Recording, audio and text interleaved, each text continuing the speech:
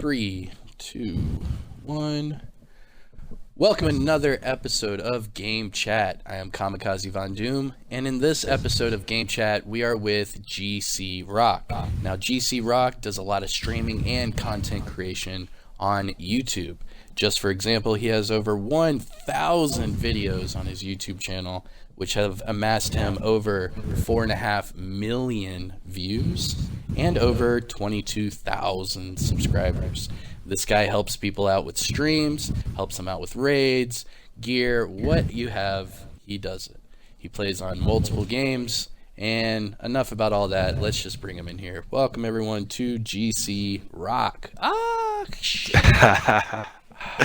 Yo. So what's up, man? How you doing? What's up? I'm very well, thank you. I'm good. Yeah, man, thank you for being a part of this. No So what problem, I thanks do for the invite. with every single podcast, what I do is it's all about the content creator.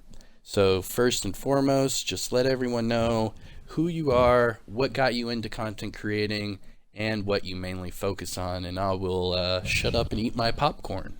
Okay, so I'm GCROCK, as you said. I never used to be GCROCK though. I started content creating in my teenagers, so I'm 33 now. It's in my late teens, and I was PlayStation World, so I had an old channel back then, and that's like at 10,000 subscribers now, I think. But I quit that at 5,000 subs because it was hard. Any content creator will tell you it's hard to mix it with life and content creation. It's another job, isn't it? And I was working hard at the time in my real job, and I quit. I started GCROCK again 3 years ago, pretty much to this day. 3 years ago, I started GCROCK. I wanted to go at it again. And that's what I did. I started this GCROCK channel. I was playing the Division at the time, and I just went from there. There's a lot of people to help. I saw a way I could get back into it, and I did that. And I was helping people in the Division with flawlesses, flawless missions, flawless incursions, legendaries. Division 2 came out. We helped with raids, and we built a huge community from it. And yeah, as you said at the start, I'm now up to 22,000 subscribers, and we just keep on going, just keep on making content. Yeah, man, and you've been growing pretty consistently, I must add. I did forget to mention that your 3-year anniversary for YouTube is coming up, November 21st, so congratulations on that. Just being on YouTube consistently for that long is a huge milestone for content creators, because a lot of people, they'll quit out, it's not for them, they don't get the views that they want or whatever, and then they just fade out. But people like you that consistently go at it, you're just going to keep growing, man. And that was interesting. I didn't know about the other channel. You said that you started this as a teenager for PlayStation, and that you quit that channel at 5K, and now it's at 10K? Yep. So I've always been interested in YouTube. I've always been a gamer. So back then, in my teens, I started PlayStation. More than what I covered was trophies. That's what I did. I play all sorts of games. I do trophy guides for stuff, and the channel grew to about 4,000 to 5,000 subs. I had a website, tried to build a community around it, and nice. I quit because I got offered a job as a manager. So I took that, quit YouTube. But in the 5 years I didn't touch it, it doubled in size, to That's 10,000. And that shows organic growth, I guess you could say, through YouTube. Whether you post or not, you're still going to get videos out there because you have them on YouTube. So it's bound that one day somebody is going to, watch it.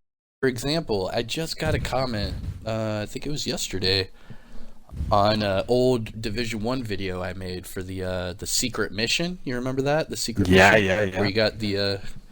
and that was one of my first ever videos, I believe. It was one of the first 5 videos I made. And someone just commented on it, and it's been over 2.5 years. Now, after you introduce, your whole background and how you got started, what I like to do is tell you how I was introduced to you. Because obviously you don't know. I don't know.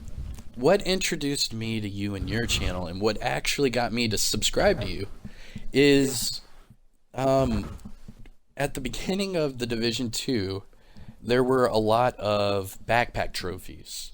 There were a lot Yeah. of classified assignments. There were a lot of echoes.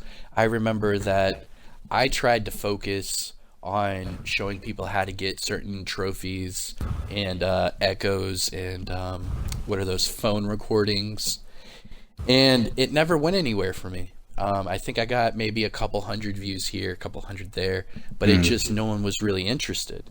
And then out of nowhere, my news feed a few months later, just nonstop GCROCK, how to get this backpack trophy, how to get this, and they were skyrocketing. And I was like, this dude is doing everything I wish I could do. And then you showed me, I think what really got me hooked to your channel was you were doing, yeah, you were doing the secret areas or the secret rooms for certain missions, right? Yes. Yes. And Yes. that's what really caught my interest. And I think the first video of yours that I actually shared to everybody, I think it was about the owls. Yeah. Does that Yeah. ring a bell? Roosevelt Yeah, the Owls. Yeah. owls. Yeah. Yeah. That might have been a year or two ago, but that was the first one that I actually like told everyone. I was like, "Yo, check this dude out. Did you even know about the owls? No one knew about the owls. Are you shitting Nobody me? know. Nobody knew."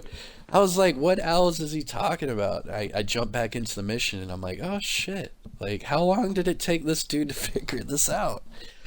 Now, um, to actually go in more deep with that, a little deep dive, if you will. Um, how did you find all those like secret doors? I remember, I think it was like Air and Space Museum. You found like a secret door or Yeah. Flat Earth something like that. theory. Hmm. And how did you find all these? Like, how did you figure out the owls? How did you figure out the hyenas key for the Grand Washington Hotel? How did you find out the secret room for Air and Space Museum? Like, So were you just standing around? I don't know. So there's very few secrets I've actually found, really. So I have a lot of people around me. I have a big community and a lot of friends. And the Air and Space Museum was actually when we started playing the Division Two. Some of my close friends were also playing at the time. They stopped playing now, but they would look in depth at every single mission. They love secrets. I do too. But they called me one day on my mobile and they're just like, "Steve, that's my name. We've got." There's a secret here on Space Administration HQ. We're absolutely certain there's a secret here. You got to get on. We got to find this out. And we spent all day doing it. All day, and we noticed these things were coming out of the printers. Then we got into that room and we saw each computer sort of had a number like 1, 2, 3, 4 of the amount of items that are on the desk. But we're like, Oh my there's different gosh. things coming out the printer though. Like how do we know what order to press this in? And we're just randomly pressing buttons, and eventually it opened. And we had to dig further. We went into Reddit posts where other people are also investigating this, and we pinned it all together in the end. The video is actually really poor. I think I look back at that video, the Space Administration HQ one, and I cringe at it. It's a dreadful video because, as you know, the content creator, once you got a bit of gold, you want to get it out. Right. And I had to get it out, but I don't like releasing bad content, but I had enough information to get it out, if that makes sense. And looking back Hmm. at it now, I wish I could redo it, but it's on 200,000 hits, you know? Yeah. It blew up, and it's the same with the Roosevelt one, but with the Owl one, with that, the same people just messaged me and said, see, some guy's found a secret on YouTube. He's got like 10 subs. It's a dreadful video. Doesn't even explain anything. He's literally just found it. So I found the video online, right? He's on 10 subs. He's not done any tags. Nobody's going to find it whatsoever. Right. So Yeah. I robbed that one off him. I do mention at the start of the video and I do link him. I obviously shout him out. But I I had to wonder if kind that of helped them. decipher that. I hope it would have. Like I would have thought so. Like I took the I mean, content straight from him, and yeah. I let people know it was him. That's how I found that out. Others like the Hunter Mask, as you know, is the Division Secrets Discord server. They are on top of that. They always find the Hunter Mask, so I was in there, always gave them a shout out when I found them. But Air and Space Museum with the balloons, that was from Dave, the God Returns that you see in stream. He found that one. But yeah, just Nice. people around me, they just bring me this stuff and we just get it done basically. And I do spend Now, a lot of time myself trying to find it. Now, is that more Reddit or Discord? The hunter masks are Discord. Oh, as in, Right. yeah. So I research on, always cover all the hunter masks at Division Secrets Discord server.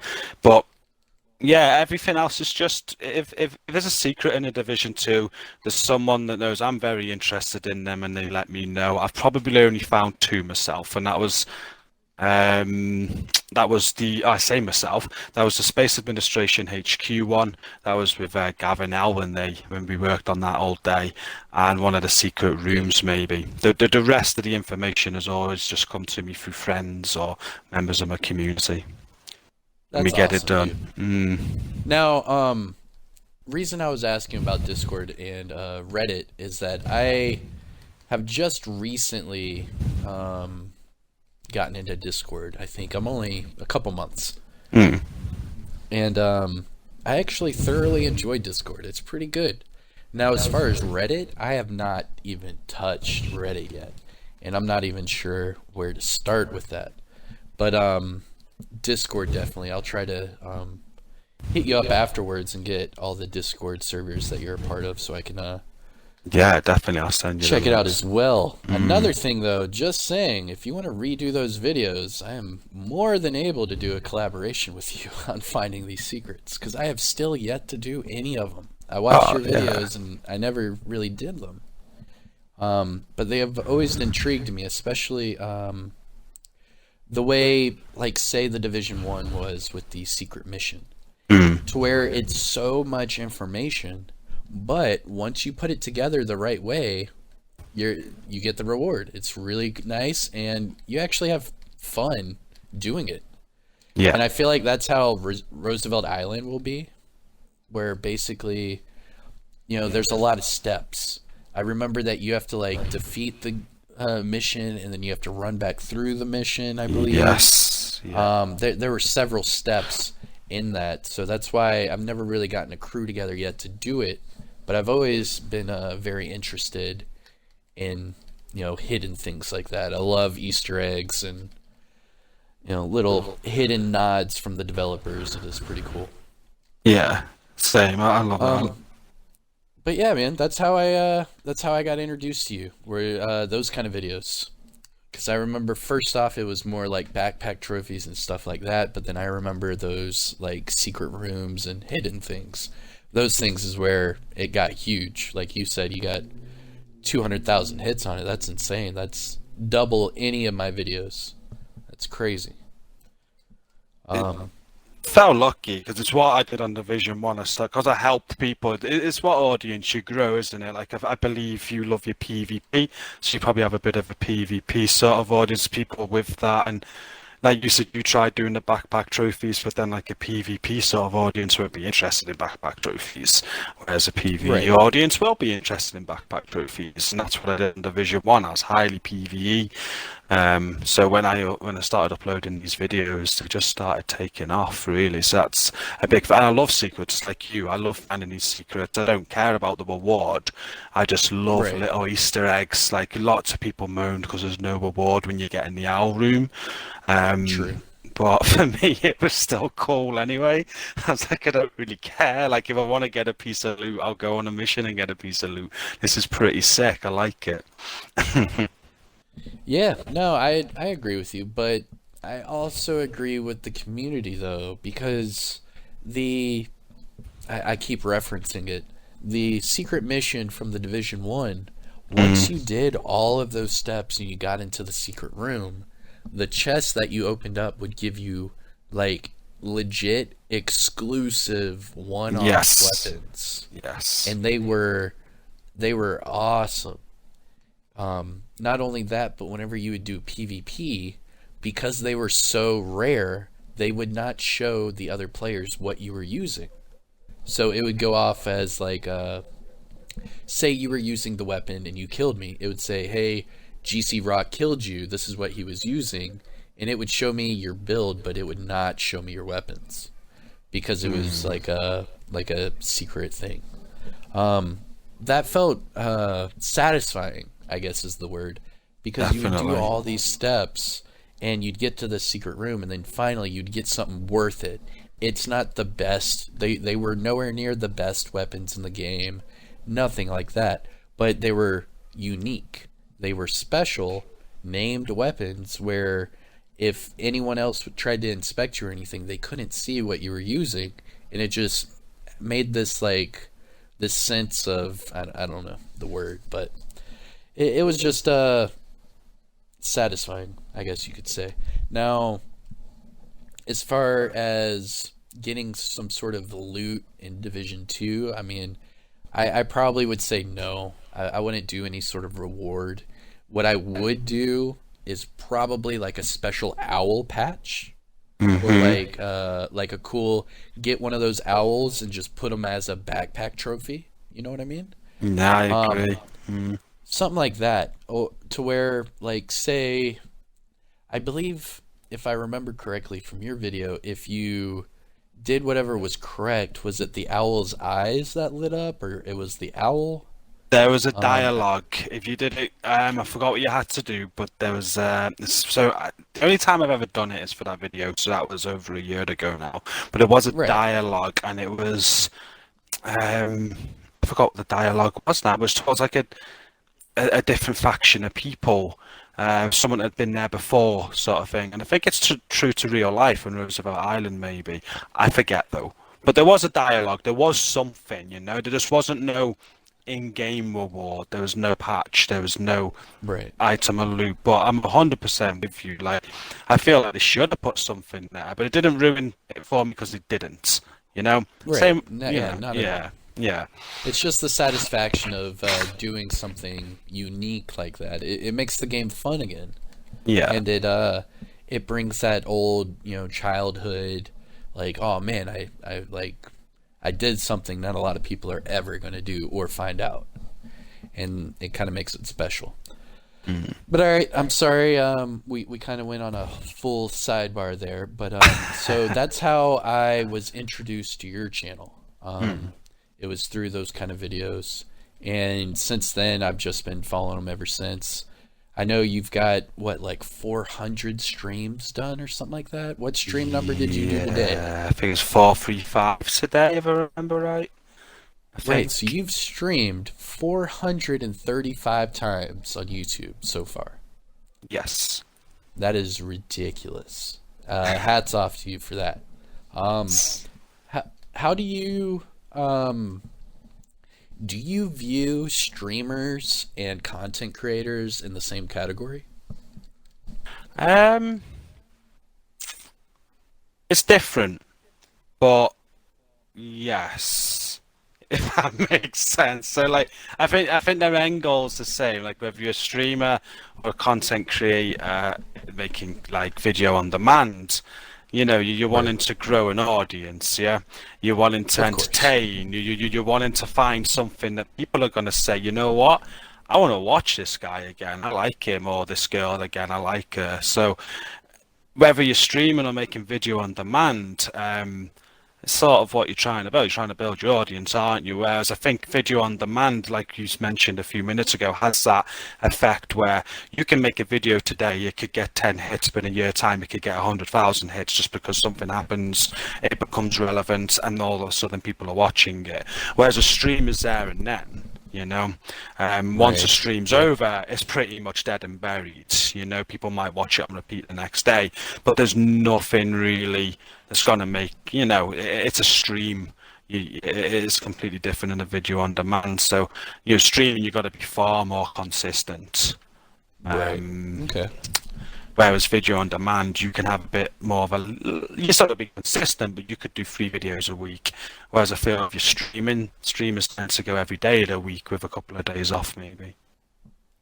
Correct. Now that kind of was going to go to the next thing I was interested in is, do you make videos more or do you stream more? Because obviously I see that you have over 1,000 videos on your YouTube and you only have 400 something streams. I get that part, but like as of lately, are you more streaming or content creating? Well, I Con- guess both are content creating, but Yeah. video making or As of late, it's been a mad year like it has been for everybody, and I've been having to re re-envisage things, rebuild myself, re-find myself, and yeah, lately it's been a lot more making videos. I want to get. I've been very much dedicated to the division since I started playing it, started the channel with it. I've not done much else other than the division, and I want to do more than the division now. Like I still want to prioritize the division, but I want to play Watch Dogs Right. and make videos for Watch Dogs. I want to play Cyberpunk and Exactly. make videos for Cyberpunk. You know, so I need to cut back on the Cyber. streaming a bit and make more videos. That's what I've been doing recently. Sorry. Oh, of course. And what I would think would be even more beneficial is if you, because I don't stream. I'm not a huge streamer. I probably will never be, just because there's actually a few good reasons. It is really hard for me, especially if I'm PvPing, to concentrate and read a chat and follow a conversation. It's actually near impossible. It's more like I'll get into an engagement and then I'll read the chat afterwards. But sometimes, just like the chat goes so quick that you can't, like, unless you're just standing there reading it, you're not going to be able to follow it. And I just feel that, me personally, it just, I don't use computers and all that. I do everything on my Xbox. And I just feel that it would be too much distraction from the actual game that I'm trying to play, because I thoroughly enjoy the game and I thoroughly enjoy covering the game and sharing knowledge with other people and showing my ideas and whatnot. But as far as streaming is concerned, unless it's just like with like my group of friends and we're having fun and stuff like that, maybe. But as far as like being like a streamer like you've been doing, I mean, 400 streams, shit, man. I don't know. And unless maybe I had like my wife or someone next to me like moderating the chat and talking to me about it, that could probably work. I might throw her that bone and see if she bites. She'll probably tell you where to go. Yeah, she'll tell me where to stick it.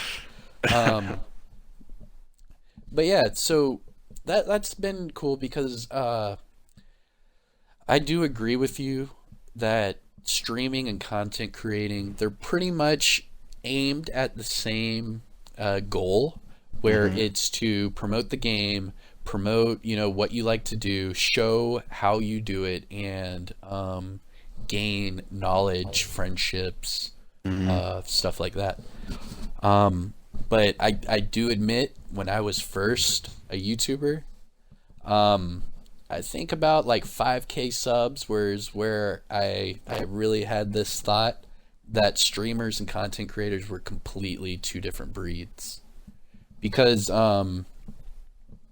just the way they would do videos and the way I would watch certain streamers do stream highlights and then they would post it, it always seemed less structured, I guess, as you will. Where as a content creator, it's like very structured. It's like, all right, I'm gonna make a video on this, I'm gonna talk about this, I'm gonna make a build on this. Where as a streamer, it's more like impromptu. Oh man, look at what happened in this stream. And it just, back then, young, naive Kamikaze, I felt that it wasn't up to par with certain content.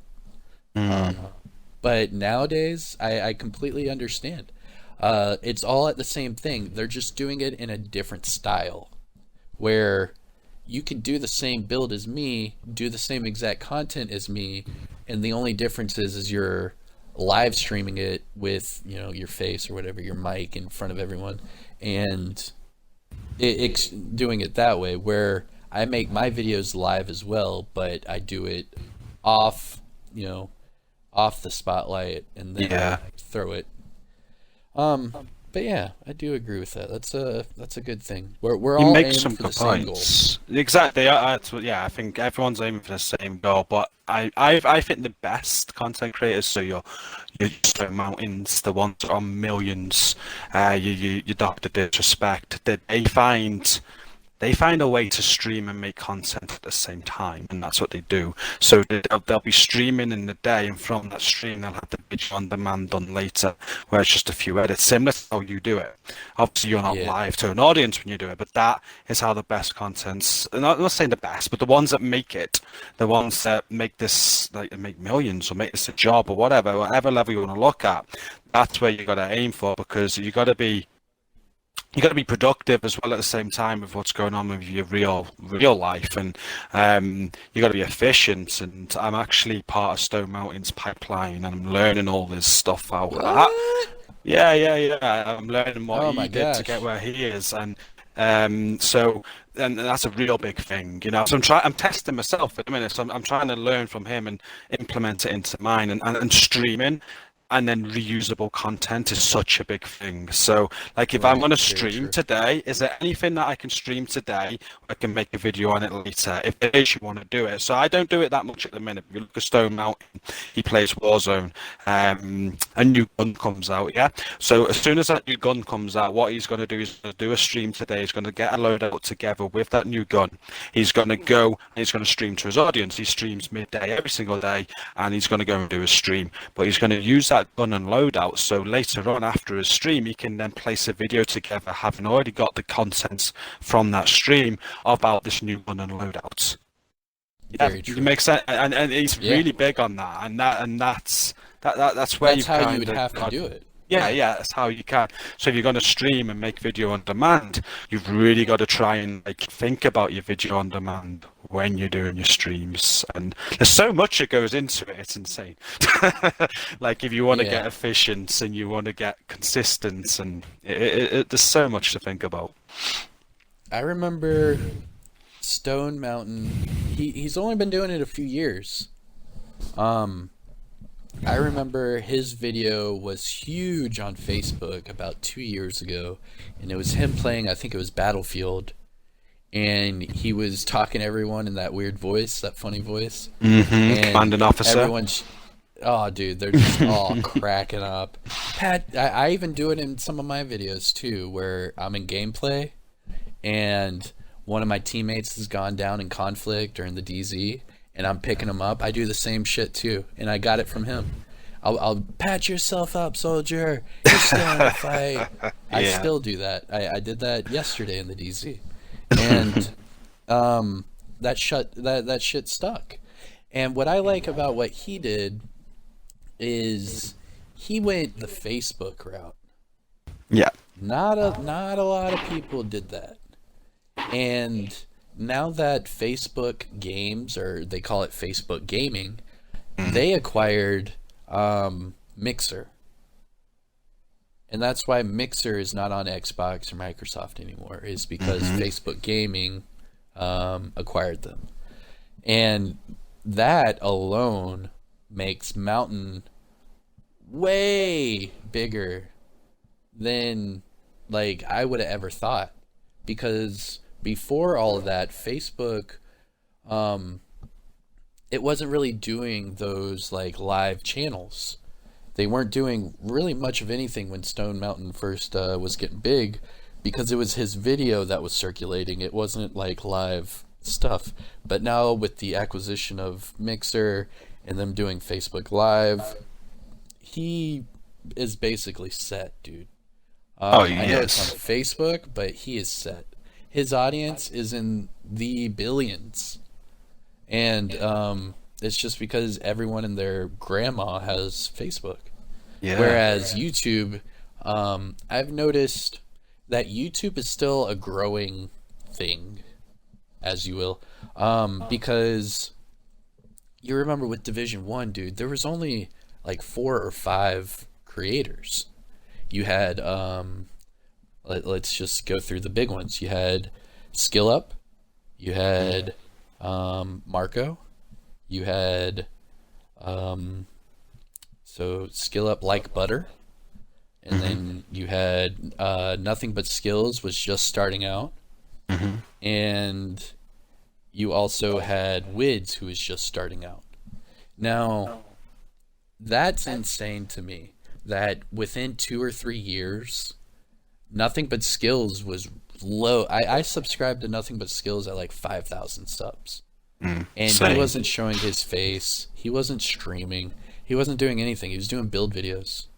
And like he did the face reveal at like 10K, and then he started doing streams, and big boom, boom, boom. And that's insane to me. And it just shows me that Facebook is ever growing. It was super small just 2-3 years ago. So you're saying, you know, you're about to hit your 3-year anniversary. Yeah. Like, exactly, dude. It's only been 3 years, and back then YouTube was a small percentage of what YouTube is now. And what YouTube is now is going to be minute compared to what YouTube's going to be in another 3 years. Oh, I Like, agree. TikTok is the number one thing in the world right now.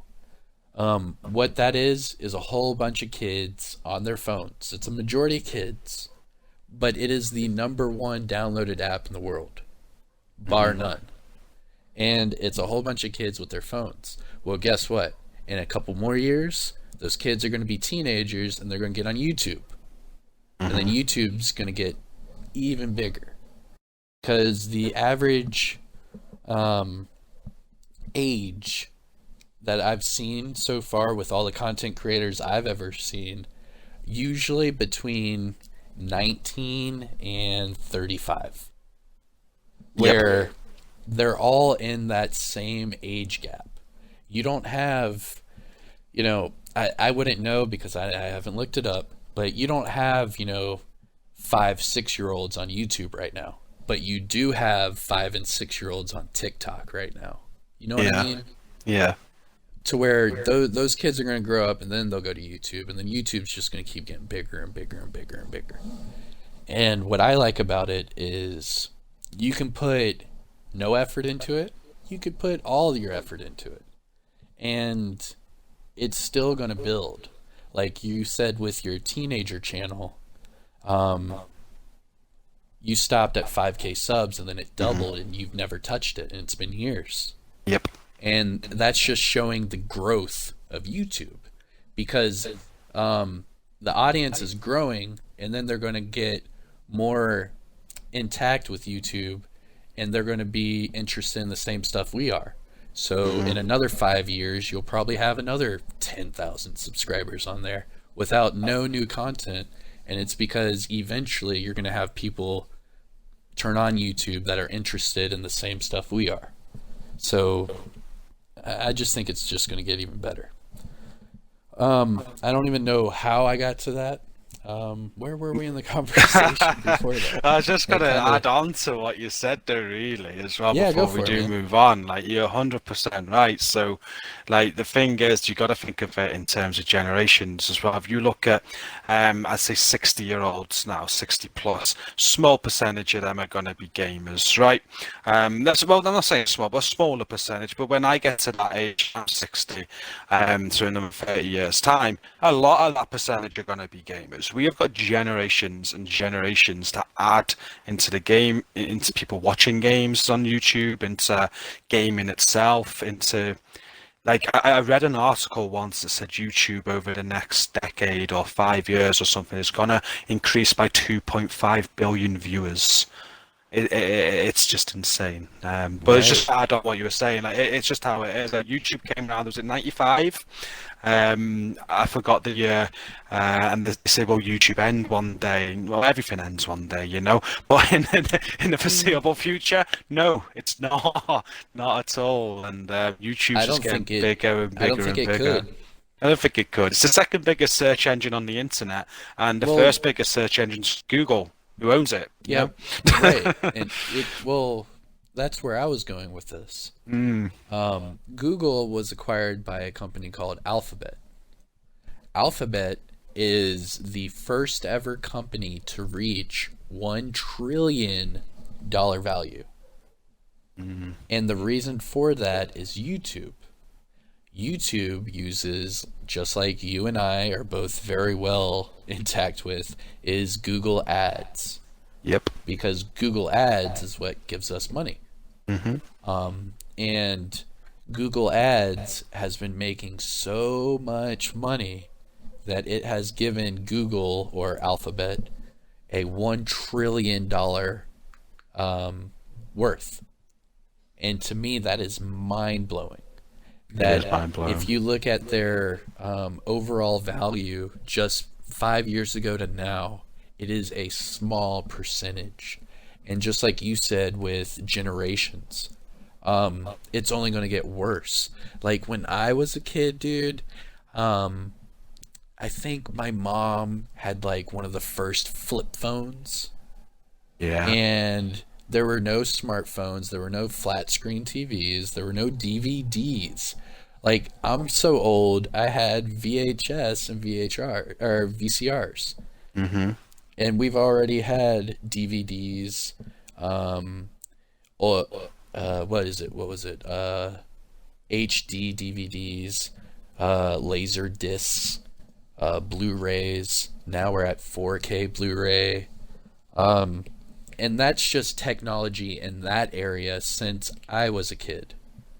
So just thinking about like my kids, or if you have kids, what happens when they're 20? Just imagine what's going to happen to technology. And with technology is going to bring more and more ways to adapt YouTube into your life, because people like me, for example, who don't have cable television, I can turn on YouTube and they will either have live premieres, live streams from the same cable channels, or I can watch videos that those cable channels then edit and post.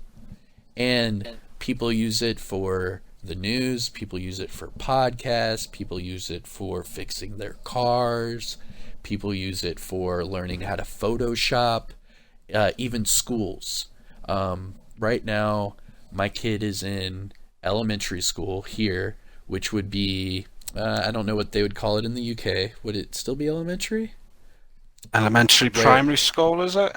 How old's? Right, there you go. Yeah, Yeah, yeah, yeah, primary school. primary. Because, yeah, 6 years old. So, um, Yeah. but right now, due to the whole COVID crisis, I guess you could call it, um, everyone's doing remote learning. And even with my 6 year old kid, remote learning is via the computer or tablet where they use Zoom, which has like quadrupled to the 10th degree in value since the whole COVID thing happened. And they use YouTube, because what the teachers can do is the teachers can source YouTube videos on how to learn how to read or a certain book, or they can YouTube how to read, how to spell out a certain word, how to do math, how to do 10 frame in math, and so on and so forth, to the point where even my kid in just everyday living is using YouTube in some fashion. Yeah.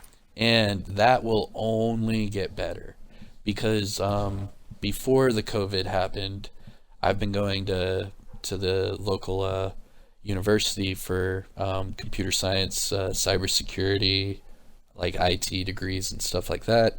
And we would constantly source out YouTube as a, not only it's a credible source because professors release their videos on YouTube as well, which they deem credible because it's from them.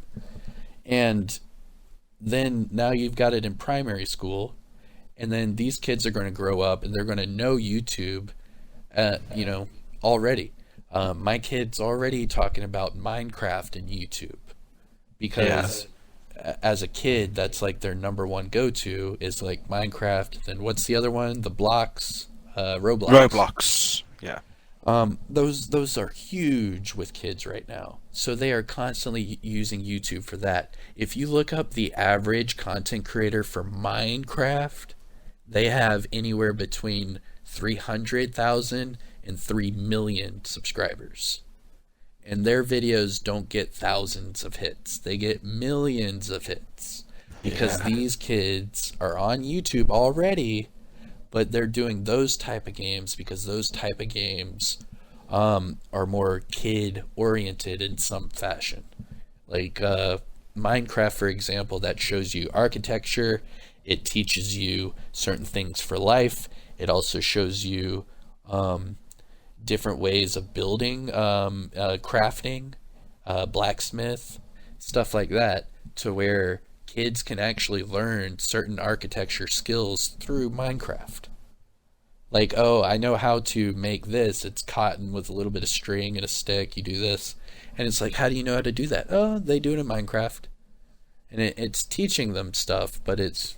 Anyways, what I'm getting at is these games are huge right now, in YouTube especially, by millions, because the younger demographic. But as soon as generation grows up another 10 years, it's only going to get bigger for, people like where we cover games that are more more aimed towards a older audience anyways. And as she goes, we are the generation. I'm assuming you're in your 30s. Yeah, early 30s, 33. There you go. We're in our 30s. We're pretty much the first generation to actually be mature enough and knowledgeable enough to do things like this. Where these kids that are growing up with it, it's going to become second nature. We had to adapt, we had to create. It's going to come second nature to them, and then once they get to our level of maturity, then we skyrocket. And then we're in the millions. Even though the people in Minecraft will probably be in the billions by then. But still. I like your thinking. You're right, it is going to grow like that. It'd be, it's exciting, isn't it? It is exciting. Because I treat this as a hobby / business type of deal. Where the business aspect of it was, I play these games so much, and between me and my buds, we know so much about the game overall that we could teach a college class about it. So why not try to help other people get to your level? Because what really got me into it was Division 1. There was this older gentleman I met in the underground. And I was just playing underground, just normal farming. And this guy was very talkative on game chat, so I switched over to there. And got into this good conversation with this guy. Like I said, he was an older guy. He's just playing the game because it's fun to him. And he somehow relates with it. And by the end of that mission, I had found out that this dude farmed each of his characters. It was 4 characters.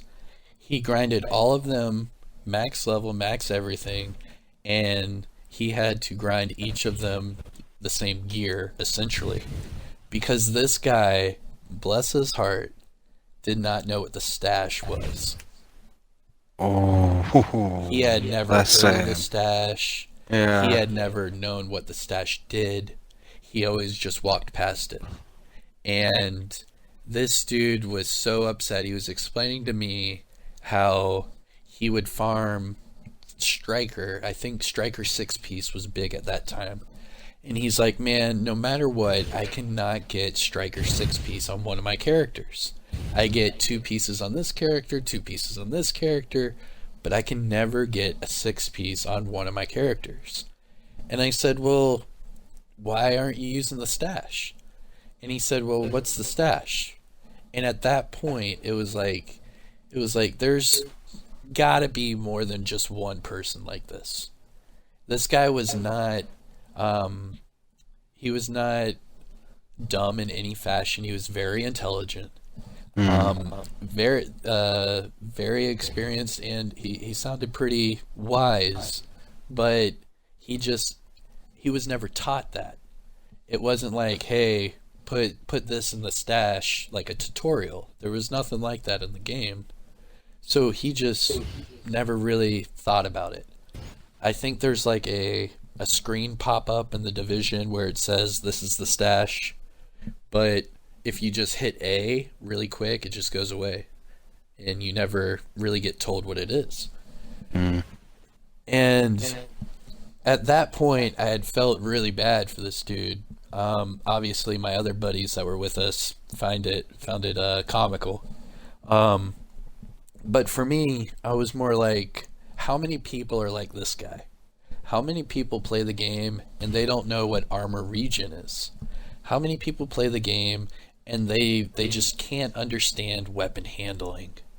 Like, how many people in the game just don't understand what brand sets and gear sets, how they operate? Like, there's a lot. And what YouTube and what content creating does is it helps you reach out and share that knowledge. Same with Discord, Reddit, Twitter, all that. Same thing. And that's where streaming and content creating kind of go hand in hand. Is we're sharing our passion for the game, but we're also sharing our knowledge of the game.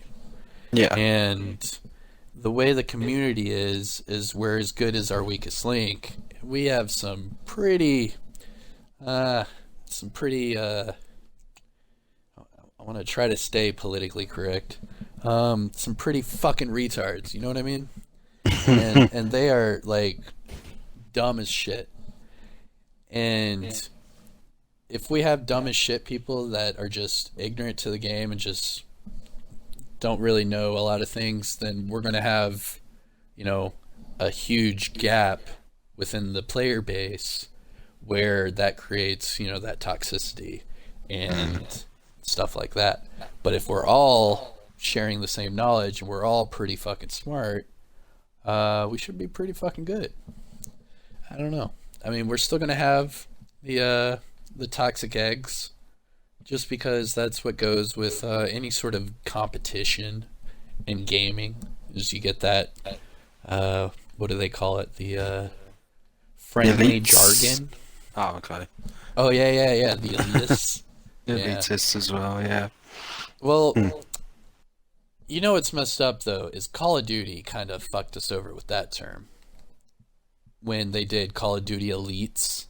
And to be a part of Call of Duty Elites, you basically had to be fucking elitist, where you had to like play your dick off and all this shit. But yeah, I just find that it helps a lot of people out, and even schools and stuff like that, they go to YouTube for, trying to figure out shit. And I don't know about your channel, which it sounds like your channel as well, where you do something informative, where it's more like a how-to guide, or like a here's the secret thing guide, or like a how to get this guide.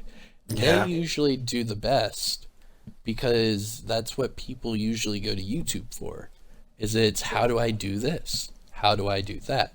100%. And that's just going to progressively get better, because YouTube is looked at more every day as a credible source. So I think we've beaten this dead horse talking about growth, YouTube, and generations. Yeah. But let's see, where did we start with that? Jeez. Oh yeah, how I was introduced to your channel. Yep. Not bad. So moving on from that and the whole YouTube thing, let's move on to the Division, the first one. Okay. When were you introduced to it? Did you start it from the get-go? No. So I've always gamed with my best mate Dan, Radio 9, as he is on his PSN or PC, and excuse me, he comes at me with the Division. He's like, the Division, mate, it looks good. And I'll always read up about games nowadays, because games never release well. In my experience, I'm always having issues when I buy a game on release day, so I tend not to. And the Division had issues. and I didn't buy it because of that. I read too much bad. I was like, yeah, it had everything in the world going for it, but what I'm reading now, it's a trash game. I'm going to give it time. So that's what I did, and it must have been title update 6, I want to say, when a free weekend. You could play 48 hours on it, and you could keep your save game progress if you then went ahead and bought it. Similar to what they're doing now with the Division 2. And it was when they introduced loadouts. So we gave the free weekend a go. I was like, that was fun. Let's buy it. It's cheap. It's only like tenner, something like that. It was really cheap. So we bought it, and we carried on. And when we got to end game, we just had a title update where they introduced loadouts. So that's when I came into it. I was actually shocked that loadouts were not a thing. Yeah. It took that long to introduce loadouts. I was like, is this for real? But I fell in love with it. Like, and then I got into survival, and the rest is history. Like, survival's what I love. Survival. It's so good. Yeah, so do I. That was my this will probably be the only time I talk about myself, but my first video on YouTube was me doing a start to finish guide on how to go through survival PvP. Nice. And yeah, dude, I used to do survival every single morning. That was like a morning ritual.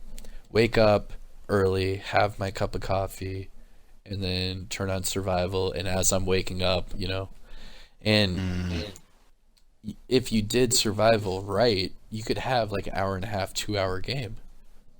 Yeah. So by that time, you're up and ready for the morning, and then you can turn off the game and go do whatever it is you need to do.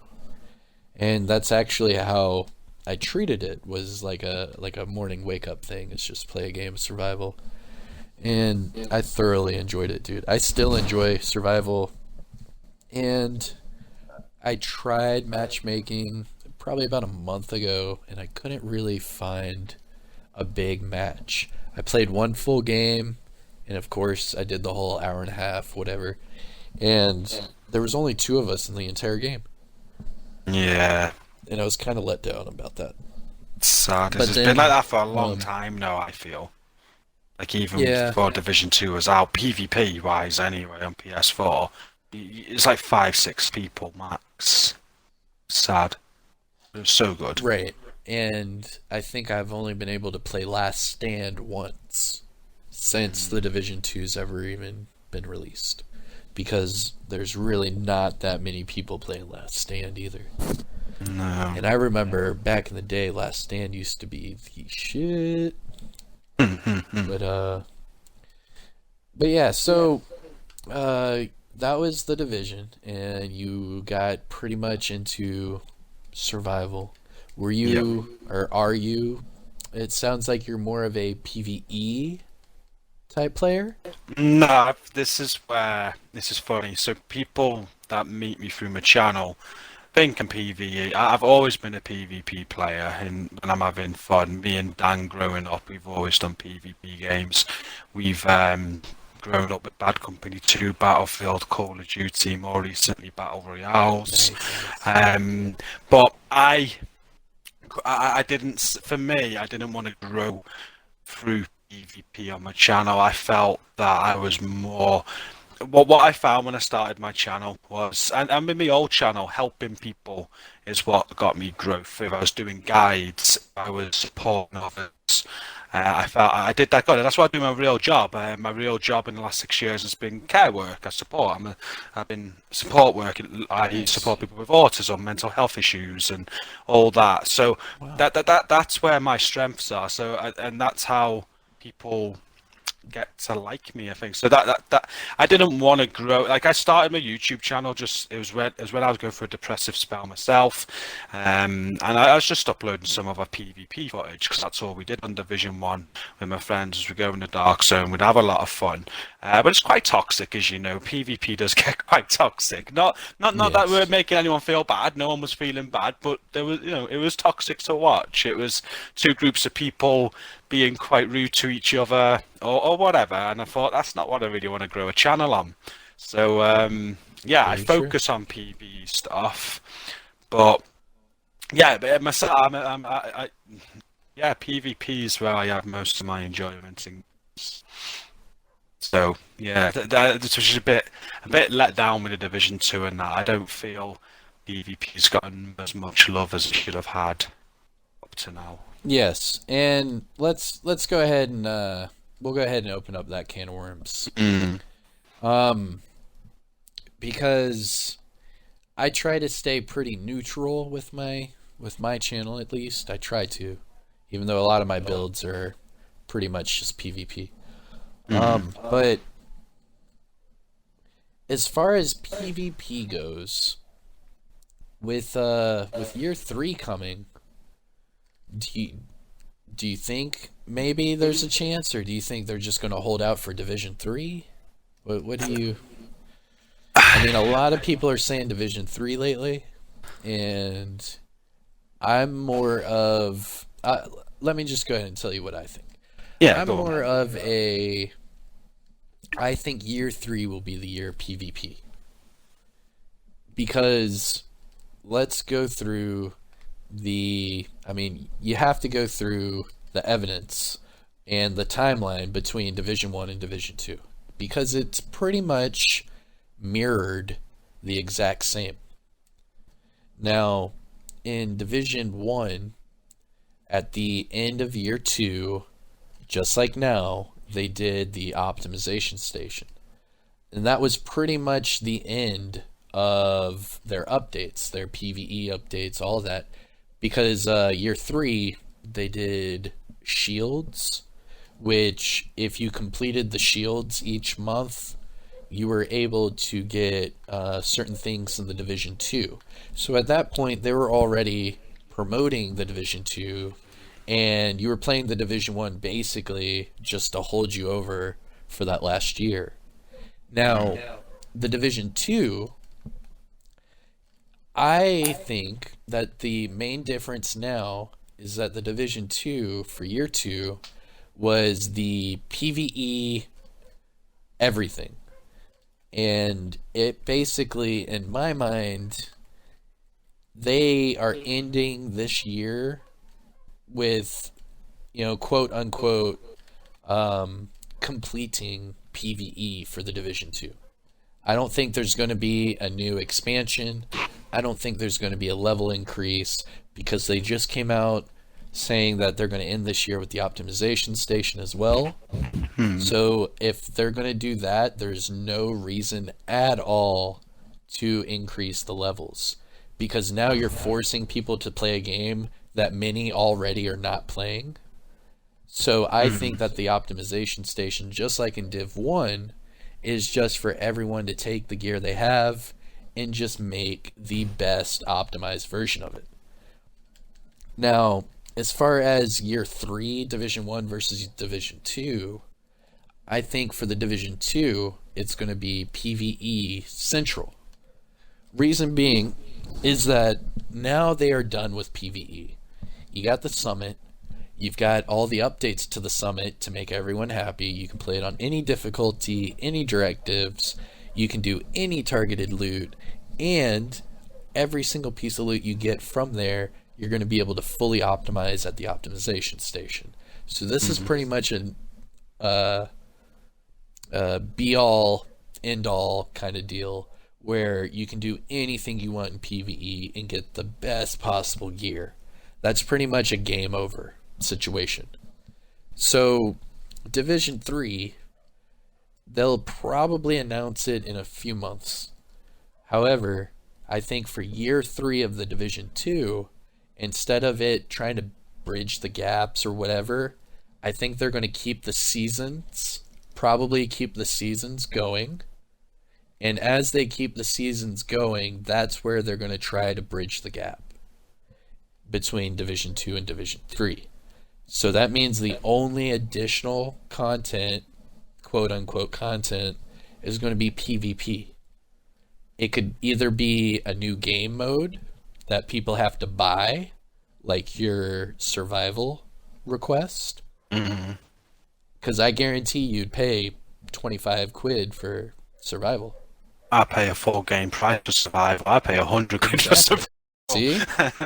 Exactly. Yeah. So if they did that, that's technically no additional content at all. Because if you can make survival for Division 2, that's no new PvP, no new PvE, no new weapons, no new gear. It's just a new game mode that we all know that survival was in itself its own thing. The only thing you got out of it was a survival cache if you were lucky. Yeah. So that could be a possibility. What I think is there, man, that's a good argument though. They could do that. That would get a lot of people back to the Division 2 because you have people like Nothing But Skills who still streams Division 1 survival, and he gets thousands of hits on a live stream that's only a couple hours long. It's insane. I had 100 people watching me 2 weeks ago, which is Nice. good for my channel. It's like, it's And people that's love insane. watching survival. They love it. I have requests every day. G, when are you doing survival again? I can't give you a date, I'm sorry, I'm really busy, but as soon as possible, I promise. I love it though. Yeah, and survival's worth it. I think that's a great game mode. I would pay if they were to do year 3 content that was money oriented. I think I would pay for that. Now, as far as non-paying content and no expansion, I think they could do The Last Stand.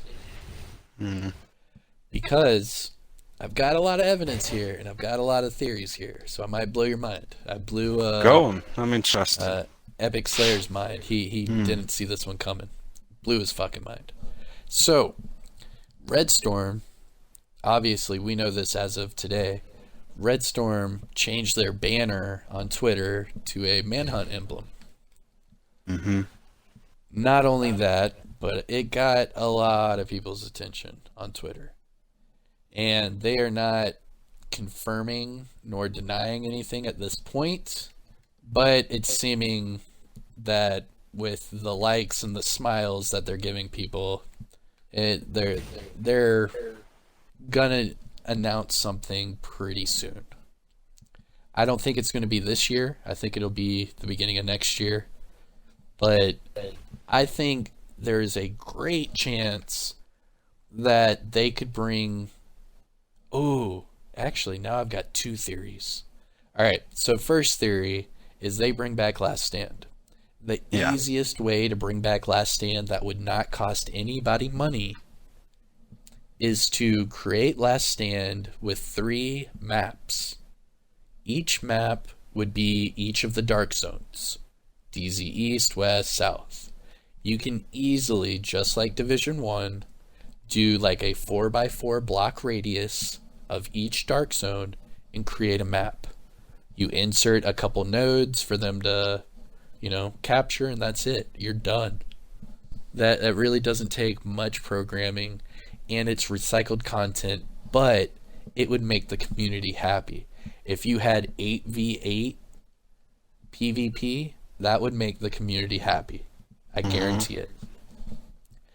And that would probably be the cheapest bang for your buck if I were a businessman betting on this.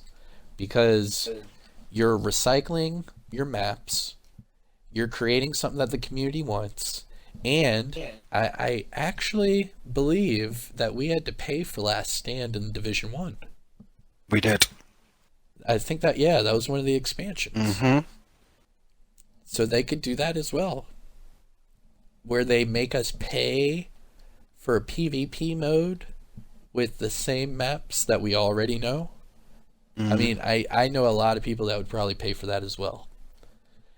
Now, I'm saying that's my first theory, because my other theory that I just thought of just now with you is we all know that Warlords of New York has inserts for a dark zone. Yes. We all know this. It is very plausible to insert a survival area / dark zone. Definitely. Because they could make you pay for an expansion of New York where within that expansion you can either play, or they could do that with Last Stand, but they can make that to where that's like the terminal or whatever. You go and do survival, or you could do Last Stand there, or you could do a new Dark Zone. I mean, there's certain. It's got to be within these three things. Like the Division doesn't have many cards they play. It's either going to be survival, Last Stand, Dark Zone, something like that. Because they're not going to add a whole new story, a whole new dialogue and everything right now, especially not during the pandemic, because they already had problems with the seasons doing that with the pandemic. They couldn't get certain voice actors from certain countries. It took them an extended period to get them all. So, yeah, I think it's going to be something cheap with no dialogue and something that is going to make them quite a bit of money. Survival's one of them. That doesn't come with any story mode, anything like that, so it's very easy to add that and not spend a lot of money. And then same with Last Stand. That's a very easy way to do that without spending any money. It's going to be something like that. Because a lot of people are thinking it's going to be another story, another year 3 thing. I don't think that during the pandemic they're going to be able to do that. It's got to be something cheap. It's got to be something they can do either in-house. What if they've already done it, though? Like, what if year 3 was already done? Like, here's my theory. So, I've had this theory for a long time. I've had arguments with people over it. Not arguments, but debates. So, when they did their E3, back at E3 all those years ago,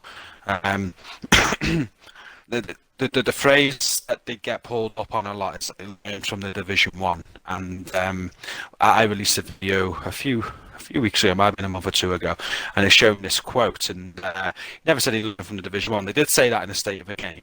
But what he said is that the Division 2 will be coming out with years of planned content, huge content releases. That's what he said at E3. So Ubisoft and Massive knew about Avatar before the Division 2 was released.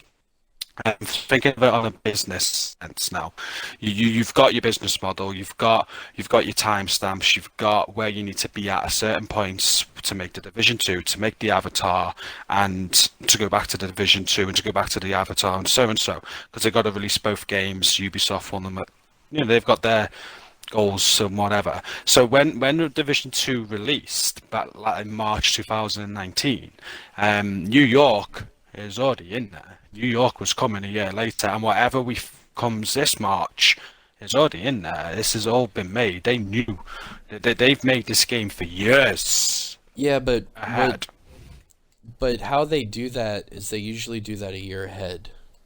And a year ahead of March was the pandemic.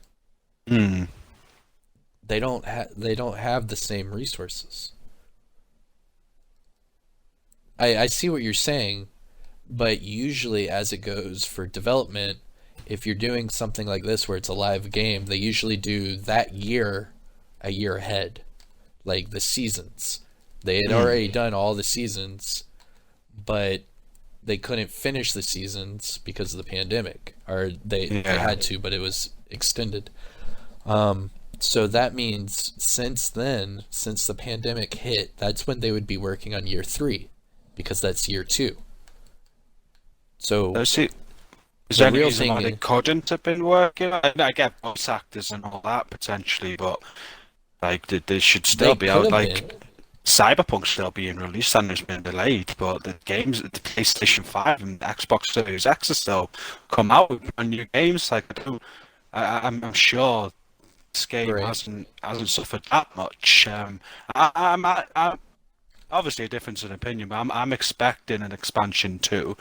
If we don't get an expansion 2 in March, I would be very surprised. Very Right. surprised. I do expect a lot of PvP, and especially what you've shown me today with Redstorm, and but I think that should be the case because they haven't touched PvP since the game's been released, and we've got a lot of PvE elements. We've had 2 raids. We've got the summit. There's still 2 more raids to come. People forget there's a trophy cabinet for raids, and there's space for 4 trophies. We've only had 2, so there's still 2 more raids to come. Um, Yeah. and so they plan for 4 raids minimum. Why would you make a trophy cabinet that could fit 4 trophies in it, right?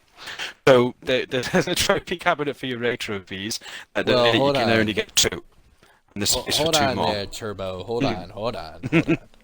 Yeah. Now, they also slated for 12 DZ zones in the Division 1. They also slated for Central Park in the Division 1. They did. Both of which were advertised on their official websites as things that would be coming to the Division, and none of them came. We got up to Division 9, or Dark Zone 9, and that was it.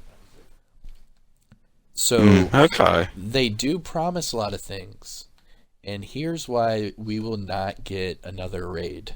Here's why. Go on. The first raid was a hit. It was not a great hit. The first raid, what it showed is that matchmaking is mandatory. You have to have matchmaking.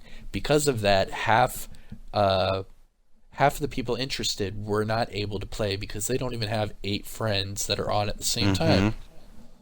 Another part of that is the consoles. When the raid first came out, Boomer was the hardest fucking thing to do on console for some reason. When you look at the completions, PC it was like 8 or 10 different clans completed the first raid before anyone got close on console. And it was just really hard. For some reason, they obviously scaled it and fixed a few things, but at first it was super difficult. It's a raid should be. That's what I fully expected from a raid. As it should be, correct. But we're still talking about the first raid. Yeah. So at the end of the first raid, like obviously once we all knew the mechanics, we were killing it. That raid's a lot of fun in my opinion. I love doing Dark Hours. And I can't wait to do it on hardcore mode, cough cough, nudge nudge, hardcore mode. And the problem is that you cut your community in a huge percentage away from the raid because there was no matchmaking. Then you cut at the people playing the raid because it was made for PC people, not console. That's whenever they apologized and said that the game was designed and oriented to PC. That's why the PTSs are so easy to do for PC. That's why the game was centered around PC, is because they play and do everything on it for PC. The console part is just the other part. And so you keep dwindling down this player base. And all of a sudden you've got a very, very small hardcore player base of raiders. I know there's a few clans out there that just raid all their time. However, then you had the Eagle Bearer controversy, where the Eagle Bearer became the best in slot, and everyone wanted it. I even think Mr. Meme made a video where he paid somebody hundreds of dollars for the Eagle Bearer. And it was just a whole bunch of controversy. It got, I think it was nerfed, and then people got pissed, and then they just switched the talents or something like that. And now people can still use it, but it's not anything like it was before.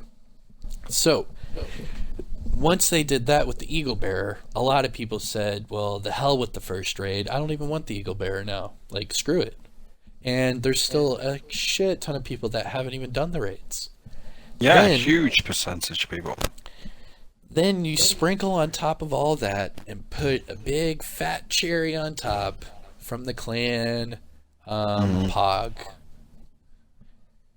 So Pog at that time consisted of Marco Wids, King Macho, Solid FPS, Sleepy O, and a couple others. All of which were highly trending as content creators during the raid, and also because of their highlighted relationship with Hamish Bode. Now, the problem was that in State of the Game before Dark Hours raid, Hamish said on stream that he would personally be jumping into certain people's streams to help them and answer questions about the raid while they were doing it. Now, he then began to keep shouting out Solid FPS. Kept doing it. So then you had all this controversy, where that was also the same time where everyone was like, oh, Hamish is a part of their clan. And this controversy was just brewing, and it wasn't positive. It was toxic, super toxic. So much so that there's so many videos out there where people are just ranting and they're just so upset about it. So that's the first raid. Second raid comes around. You already have a whole bunch of people that are pissed off from the first raid. You have a whole bunch of people that are like, man, this second raid better be the shit. And they still don't do matchmaking, which dwindles the player base. And then they come out with Iron Horse. Now, at the same time of this raid release, the developers went on State of the Game and said, they said, exotics are not meant to be powerful. Exotics and named gear are not supposed to be best in slot. They're supposed to help the player play in a specific play style, and it's helped to highlight that play style. But they are not supposed to be like OP. And with that, they came out with the Regulus and the Ravenous. Neither of which are best in slot by a long shot. You will never see a meta build with either one of those. I could probably pull up 150 Eagle Bearer meta builds, you know, and it was huge controversy. So now we're into the second raid, where weeks before that raid was released, the controversy came back up with Marco Style and his clan because there was reported leaks of some sort of ETF paperwork and PDFs that were released about the raid mechanics, the bosses, the background information about them, all that. This all surrounded them from the get-go. That was weeks before the raid was even released. Guess what clan not only got World's First, but got World's First and World's Second within an hour of each other? Their clan. It was obviously had a PDF with all the information. Right. And they just leaked out the ones that didn't spill the beans on everything. So then you had this happen day one of the second raid, to where all those clans that are competitive raiders now know that they cannot, in good faith, compete for World's First. So why do it? So then you lose a whole bunch of people playing the raid that have the numbers to play it, but they just don't want to now, because what's the point? The exotics aren't the best in the world. They're okay, pretty cool, but they're not the best in the world. The raid itself is pretty fun, I'll admit, but what are you actually gaining from it? You do it once or twice, 3 times, but then what? There's no replayability. So, there's not no replayability with a raid, no, that's right. And there's no reason to do it. I mean, once you get the blueprints for Foundry, Bulwark, and Future Initiative, what's the point? I will never touch those new exotics. I think they're doo-doo garbage. I wouldn't recommend them to anybody. They look cool, The mechanic of them are cool, but I'm not going to be running legendaries with them. I'm not going to be running PvP with them. No. So my thing on the raid is that the first raid, you had your hiccups, you had this and that controversy. Yeah, cool. Second raid was a complete bust. You can have a really badass future initiative or Foundry Bulwark build without the chest piece and backpacks. In fact, you can make better builds with different chest pieces and backpacks. I think there is zero replayability for Iron Horse. Just unless you enjoy it and you want to help people, I understand. But as far as, man, I want to go do Iron Horse today, let's go. No one is saying that. And I think that's the death of their raids. I think they're done. I guarantee people will play a raid if they release it. I'll play it, of course. But I don't think that is in their playbook at all. So I don't know. The raids for me and my community were huge successes. Like it's been some of the best I've had on the game. So obviously, well, I don't know. I don't look at controversy. I knew it was there.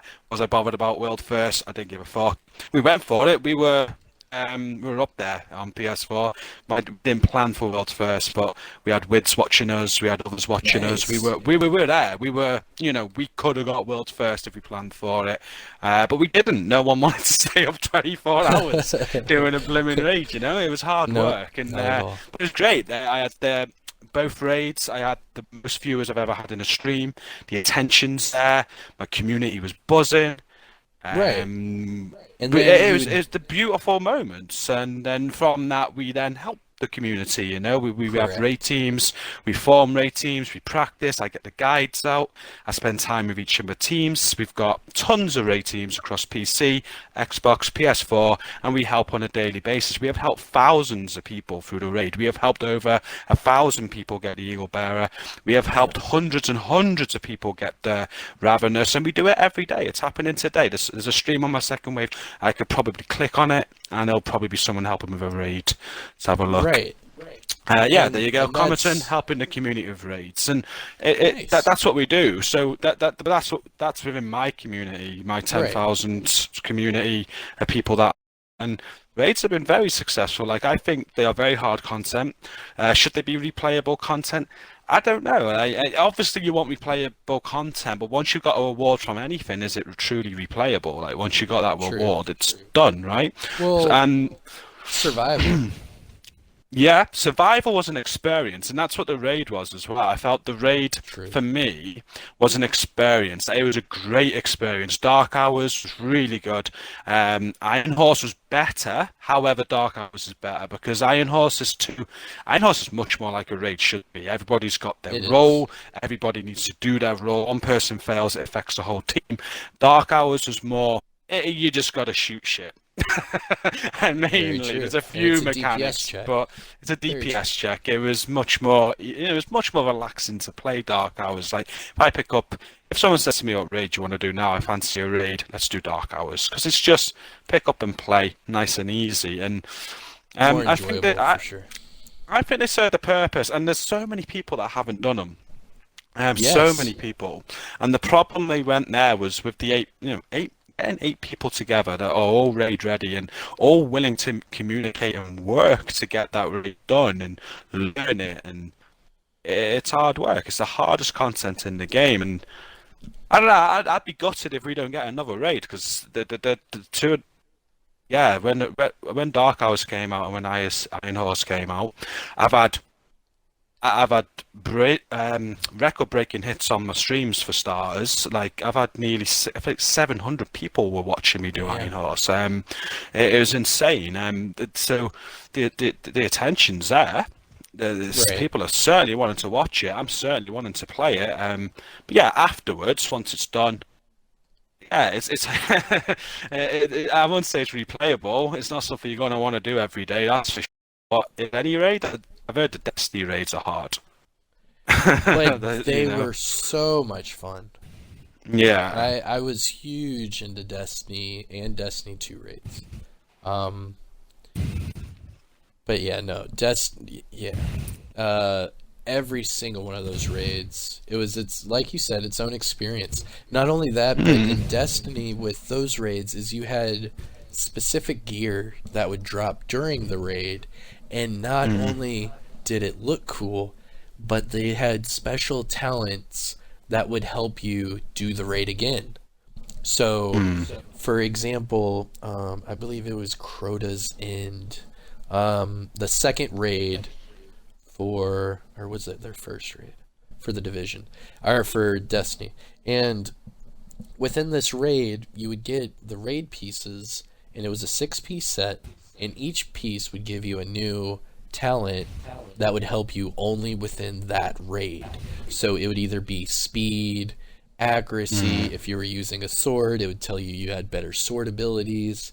It would give you a lot of stuff. That way, it created this replayability where next thing you know, hey man, I've got 2 raid gear pieces. Hell yeah, man, I can run faster now, do this. I can't wait to get a 6-piece, and then you redo the raid again. And then you redo the raid again. And then by the time you have all 6 pieces, you're doing the raid again, because now you have all of these new abilities that make it so much easier. And then you can do speed runs, and then you can help other people get raid gear. Like, there was so much to be learned from even Destiny 1, because Destiny 1 also had the companion app. And the companion app, you could still download it right now on your phone, and you can switch gear off of your character that has it equipped live in game.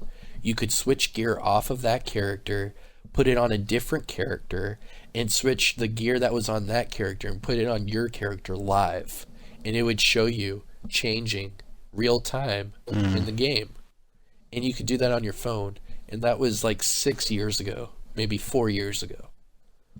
So you're telling me Destiny can come up with a way to make their raids not only replayable, but extremely replayable.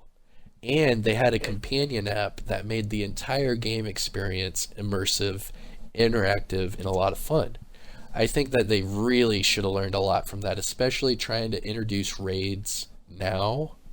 I thought they had years of time to see how other games have made it replayable, because I love the fact that you've built up the community you have, and you've helped out so many people.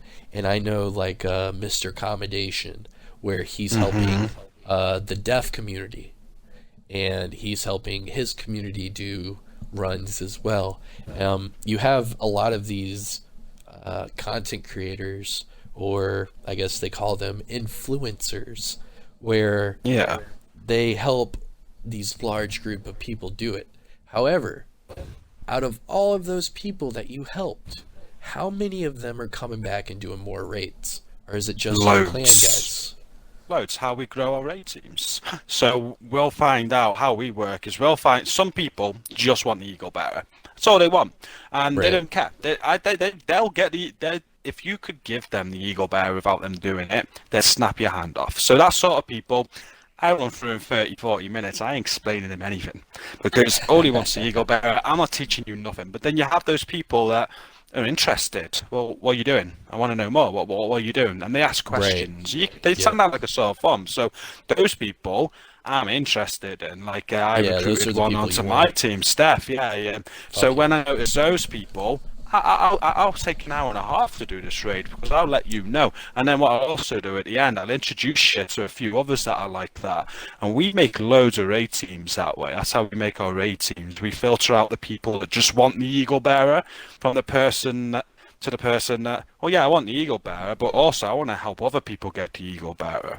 And that's what our community does. That's how we build. That's how we make these teams. And our teams are great at doing that. And we're no disrespect to anyone that just wants to come in and get the Eagle Bearer. That's what we're doing. But at the same time, we're not going to spend too much time with you. We're going to give you your Eagle Bearer, and away you go. You're going to go and do what you're going to do.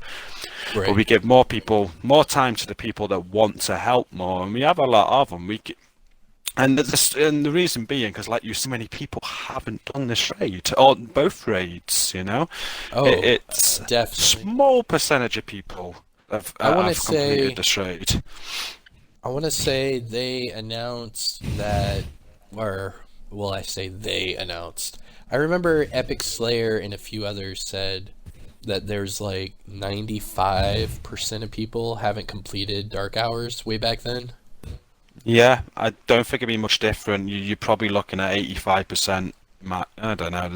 You can look at trophies on PS4, and you can look at the percentage of people that've got the trophy for Oh, completing the right, yeah, you raid. can do that on Xbox as well. Oh, yeah, Can you for do sure. that on Xbox as well? Yeah, So that will tell you the percentage of people that've got that trophy. So that's how many people have completed that raid. And I last got you. time I looked on PlayStation, it was something like 6 or 7%.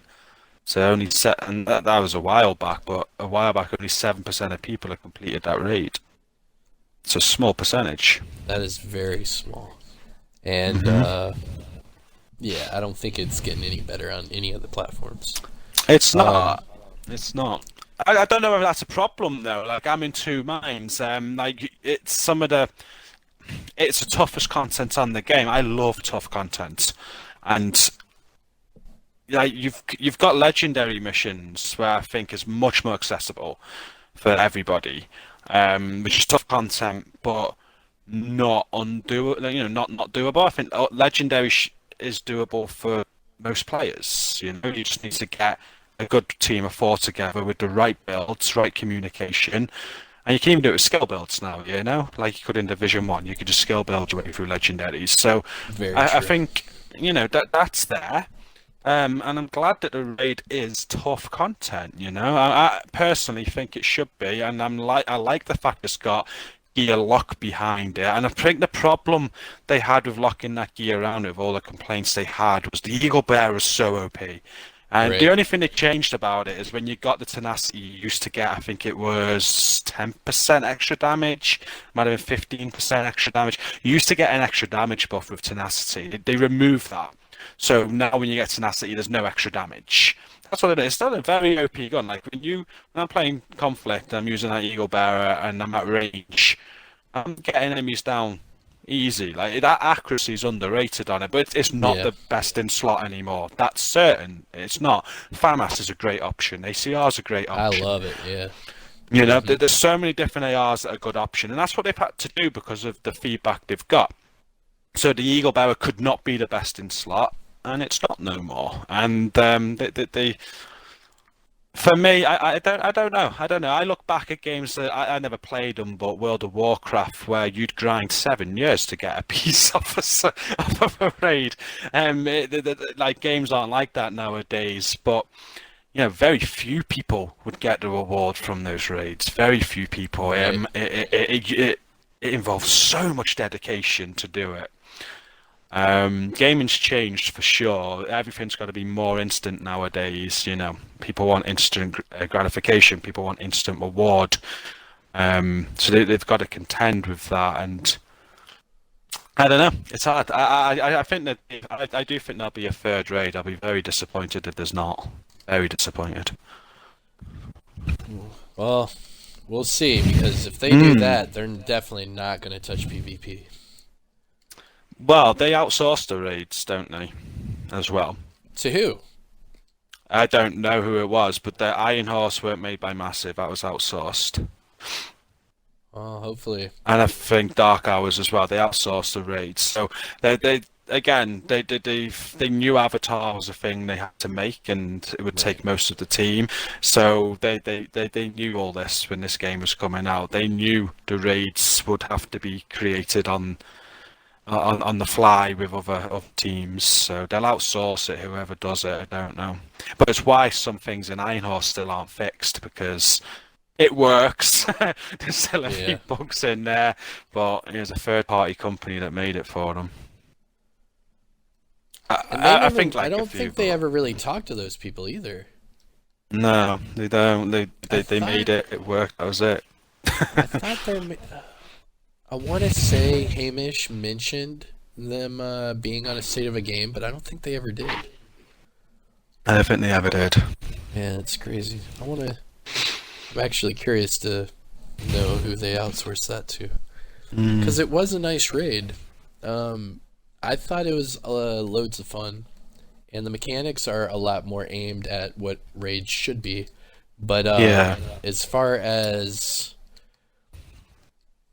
the exclusive stuff and all that and lack thereof, I mean, I wish that was a little bit better. Oh, I'm with you. I think the rewards, I think Division's always struggled with reward, Division 2 rather. Like the reward just, like we spoke about before, the secrets, there is no reward. You go through, you spend hours getting this owl room open, and all you get is a dialogue. You spend hours finding this room in Space Admin HQ. There's not even a loot box in there. There's certainly a problem with reward, and the raids.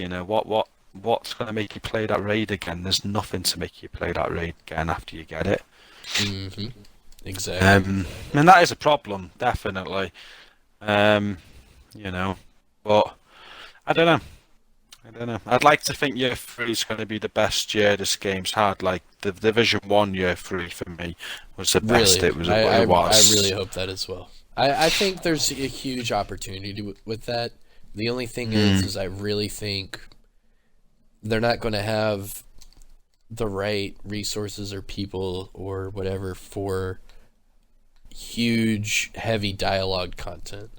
Mm, I think there's going to be content. There will be probably some form of expansion, but I just don't think because you have to realize that a budget for a video game, the Division 2 really does not have that huge budget. I think no. that they were comparing Destiny 2 and Division 2, and it was like 5-1 was like the budget. Where Destiny 2 has all the resources, money, developers, what have you, to do a lot of things, and Destiny 2 has been just getting better and better as it's been going. I think they're on their third year already, and they've been doing great. And you look at Destiny or Division 2, where we think all the developers are gone. We think there's only like 2 people playing the game, 2 people developing the game. I mean, it just seems like there's like a skeleton crew aspect where it's like they're either underfunded or undermanned. And that's why they're outsourcing the raid, they're outsourcing PvP, and stuff like that. Yeah. But we'll see, man. We'll see. Now, We will definitely say, that's for certain. getting It'd be interesting. oh yeah. I mean, either way, I'll be there. I'll, Same. I'll definitely be seeing what's up. Um, Going into more year 3 kind of speculation bullshit. Mm. Gear, and I mean, is there even a reason to say hybrid? Do hybrids even exist in Division 2? I mean, I don't know. But I remember loving hybrids in hybrid Yeah. builds in Division 1, where you could be, for instance, you could be like a DPS guy, all DPS, and have huge fat heals that would heal your health bar instantly, basically. But there's no real hybrid feeling in Division 2. Like, the way I see it is you only have your 3, obviously your 3 cores, and when you introduce them together, there's very rare opportunities that it comes out better than a all blue build, all red build, all yellow build. Know what I mean? Nah, I'm with you. Where in Division 1, hybrids were the shit. More importantly, the Ninja Bike Messenger backpack. I think that's where there's something missing with build diversity and hybrids in this game, because we don't have that one piece that will help, make these like off the wall builds.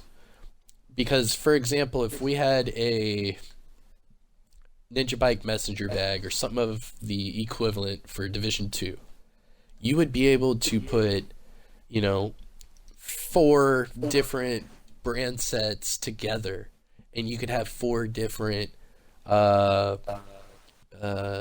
brand set bonuses all active at once. Know what I mean? Like, Yeah. how many 2-piece brand set builds are really strong? A lot. You have, Sokolov, where you run 2 pieces, you get the SMG and the crit. Mm-hmm. And if you could do that with just running that and the Ninja Bike, wouldn't that help? And then you could do that Oh, with it'd be beautiful. Petrov. Not Petrov. You could do that with Providence, where you'd get the headshot and the crit chance. So then, out of nowhere, running the Ninja Bike with just 1 piece Sokolov and 1 piece Providence, you've got a crit build right there.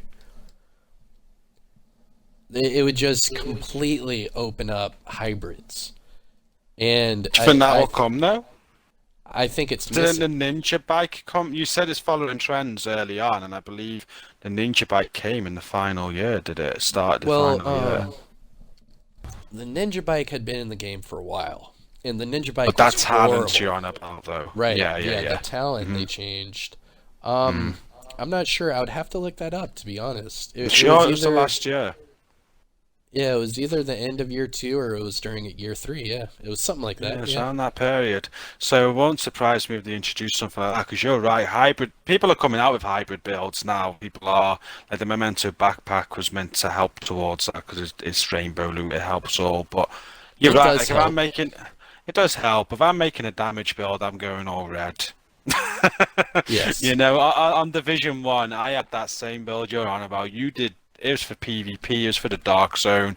It wrecked, and if I hit first aid, I got a fat heal off it. And it was Exactly. such a good build. I miss it. I absolutely miss a build like that, and there's nothing like that in this game. Now, Um, I or mean, anywhere close. you do have like future initiative where you Hmm. could be DPS and a healer kind of together. Yeah, yeah. And it kind of works.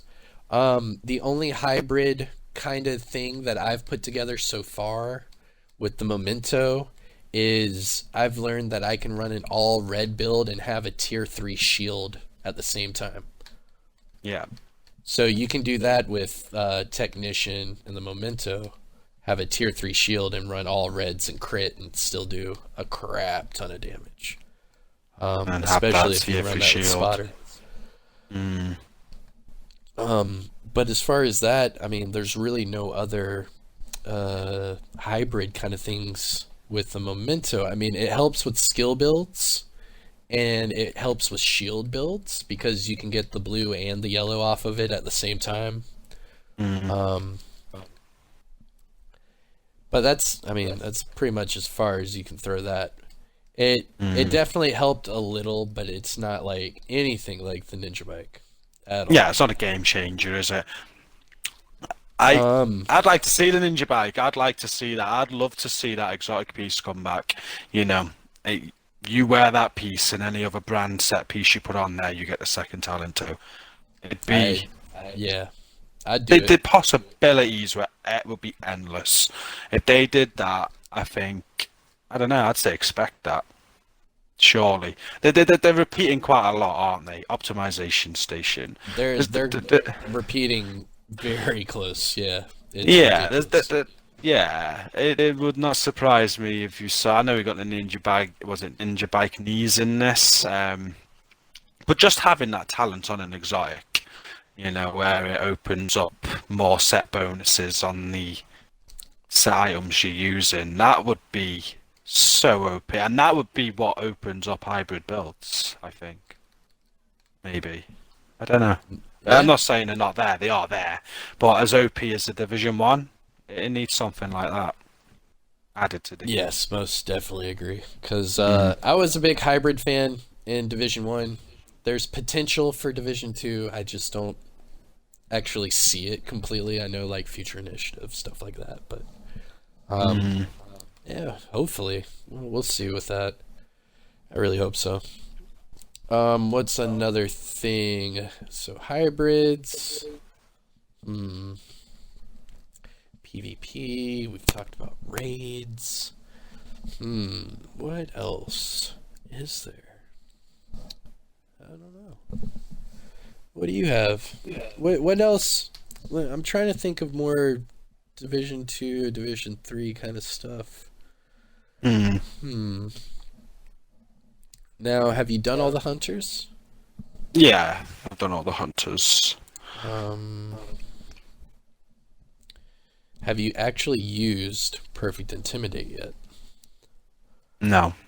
It's a lot I of only fun. ever use perfect last cannon. Everybody who has a go at me in my Oh streams man. because I'm always using the same. I use perfect last cannon for everything.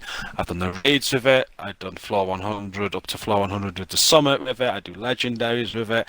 I'm very much. This is my problem where you really look into builds and make loads of builds. I'm like, that's my favorite build. I'll just use that. Yeah. No, And it's a big problem to have as a content creator because it limits me content. But I get my content from elsewhere. I try and throw builds together, and then I'm just like, but this ain't glass cannon. It feels like I'm tickling people. I yeah. want, I want, No, I I want to throw agree. glass I cannon agree back with on. you. What I would what I would have you try out. I haven't yet personally. So Mm, you, me, and everyone in the podcast will hear about it. What I go would on. try out is do like a perfect glass cannon esque build, but Mm, incorporate three improvised gear. So the improvised gloves, knee pads, and holster, yeah, and yeah. put 80% protection from elites on your build. Okay, I've been thinking Run about doing that. this. This is funny you mention it. Run that with all damage and the perfect glass cannon, and I bet Mm, you that Dark Hours raid would be a lot of fun. Because if you're getting mm. it, because they're all elites, aren't they? Even Bunny Oh, and no, Lucy, it's. all of them, Hmm. and even Razorback is considered an elite. Yep. So you're telling me you'd take 80% less damage from all of them? That would be a game changer for the raid. Just Hmm. saying. Nah, I've been looking at improvised gear, seen a few builds online, and I'm just like, I need to play around with this improvised gear. I used to do it for, I forgot what build I did now. Yeah, I think it was a skill build. The I've got a, holster I used to use for something. yeah, I've got a clanmate that did that for like a healer build Mm, where he used the improvised gear, and then even for like skill haste and stuff like that, you could stack a crap ton of skill haste. yep. But then here recently, obviously, Mark of Blades is the one that's been blowing up with 35 different 80% protection from elite builds, and it's really nice. Yeah. Even so that I had to put one together myself. It's a lot of fun. I made a shield build with it, and using that with like the Liberty and a whole bunch of headshot damage, you can solo anything. It's amazing. Um, but I think especially in the raid, Dark Hours raid, doing that with like an all red version with perfect glass cannon and 80% protection from elites. Um, you might lose some crit here and crit there, sure, but I think having all that protection from elites would definitely help out. Yeah, I want to give it a go. I'm gonna do it. Yeah, It's got to. You'll be running around with glass cannon, absolutely wrecking NPCs, and they won't be able to touch you. Pretty well, exactly. but not That's not like normal. exactly my thought on it too. Mm, I like it. But yeah, not too bad, man. Um, so let's talk more about your different communities you've got going on. Okay, You've got like you were mentioning earlier, the second wave, right? second That's wave. Yep. is that what you are you the founder of? You made that? Yeah, I'm the founder of that. That's a clan. When the Division 2 was announced, we knew there'd be clans. So I sat in a party at the time with Paul and some people I don't talk to no more. But I was like, we need a clan. We're going to call it. And Paul was just like, second wave. I like that. And that's how it started. And we made the second wave. And we didn't want just one clan. Like we had a lot of I was growing, we were building the community. We started a Discord as like it's got 50 cap. So Yeah, I'm not limiting our clan to 50 people. not at We're going to all. manage this through our Discord. We've got over 1,000 clan members now, and we manage it all through clan managers, clan lieutenants. We manage it all through the Discord. We've got 10,000 members of the Discord, and over 1,000 of them are part of our second wave clan. And we've got about 15 PS4 clans. We've got about 10 Xbox clans, 10 PC clans. There's That's so many clans, amazing. and it's all managed through the teams and the Discord, and we act as one clan. I know we have our in-game clans, but make use of everybody in the clan. Use our Discord to LFG, because rather than just playing with the 50 in your clan that might stop playing the game as it gets quiet or whatnot, you'll always have a home in the Discord where you'll be able to bump into someone, and that's what we push. That's our philosophy. We're one clan, use the Discord, Right. and it I got you. works at the minute. Yeah. Now, are they all TSW and they're all second wave clans? Like, is that what they're all called on all the platforms? Yes, they all have the TSW tag, and then our clan managers and lieutenants get to pick a name. So my clan that I have is called TSW Spectres. There's TSW. I could bring up the Discord now to give you a few of the names, because some of them have got there's like TSW Archangels. There's Okay. TSW. Yeah, Because they just come up with cool names. well, the reason I was asking is I've ran into TSW in conflict quite a bit, but Hmm. whenever I would look at their clan or whatever their clan name, it was never the second wave. It never said the second wave. It Yeah, was always TSW, but it would be like some other random name, like you were saying. exactly. Yeah, yeah, yeah. Okay, but as long as they're TSW, they're still a part of They're that. part of us. I got you. That's cool, man. We have friends of as well, so like clans that like what we do, because we're all about removing toxicity. So I don't mean, um, there's different levels of toxicity. What I mean by removing toxicity is I don't think people in gaming should be made. When you play a game, it's for fun. If people are going to make you feel bad or try and go out to make someone feel bad, that's what we want to cut out, and that's what the clan's all about. Like there's never a stupid question. If someone says something or asks something, like you were mentioning about that old guy before, yeah, he didn't know what a stash was. Well, a lot of Right, people would have took the piss out of him. A lot of people might have bullied him for that. Made right. horrible remarks Yep, about it. No, he generally just doesn't know that there's a stash. He doesn't know how to use it. So the best thing to do there is just explain to him. It's not difficult. And it's along those lines that we've built our foundations on. It's non-toxicity. We're here just to have fun and game. We're all different levels. Some people are really good. Some people aren't that good. But if you are really good, why not help the person that's not that good? exactly. And it's all along those lines. And Basically. man, I really think that's the way it should be. Um, Mm. I'm all about the no toxicity thing. However, I guess that's where I kind of dropped the ball, and you kind of took the ball and slam dunked that shit, if you will. When it comes to that part of the community, because yeah, I've got you know however many thousand people on Discord and whatnot, but as far as clans, I've only ever had the one. The one's the only Mm. one. I've got my DoD. I take care of them, and that's about it. Um, Yeah. but I do see the whole expansion thing where you have a whole bunch of DoDs or a whole bunch of Hmm. TSWs. They can come up with their own name, but as long as they run the DoD, they're good to go. Hmm. Everyone's in Discord together. They can all talk together, hang out together, and Hmm. stuff like that. I think that's great. That is a great way to build the community because I Yeah, am the definitely. exact same way. I hate having toxicity in this game. I Mm. understand the dark zone like jargon where 100%. you know It's understandable. You know, you kill me, yeah, cool. Clap on me, that's cool. Whatever. But don't then send me a message and then wait at the checkpoint and then clap on me again, then send me another message and then whatever. It's not Yeah. fun. Same with what's another great example? So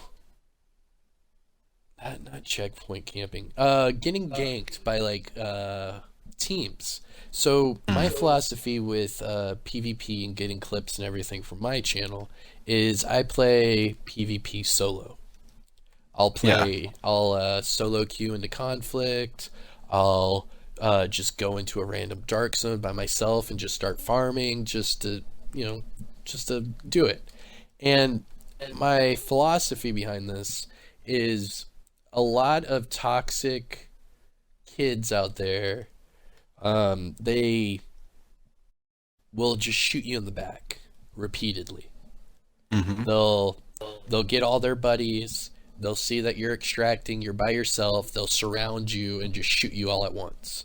The gangland execution style, if you will.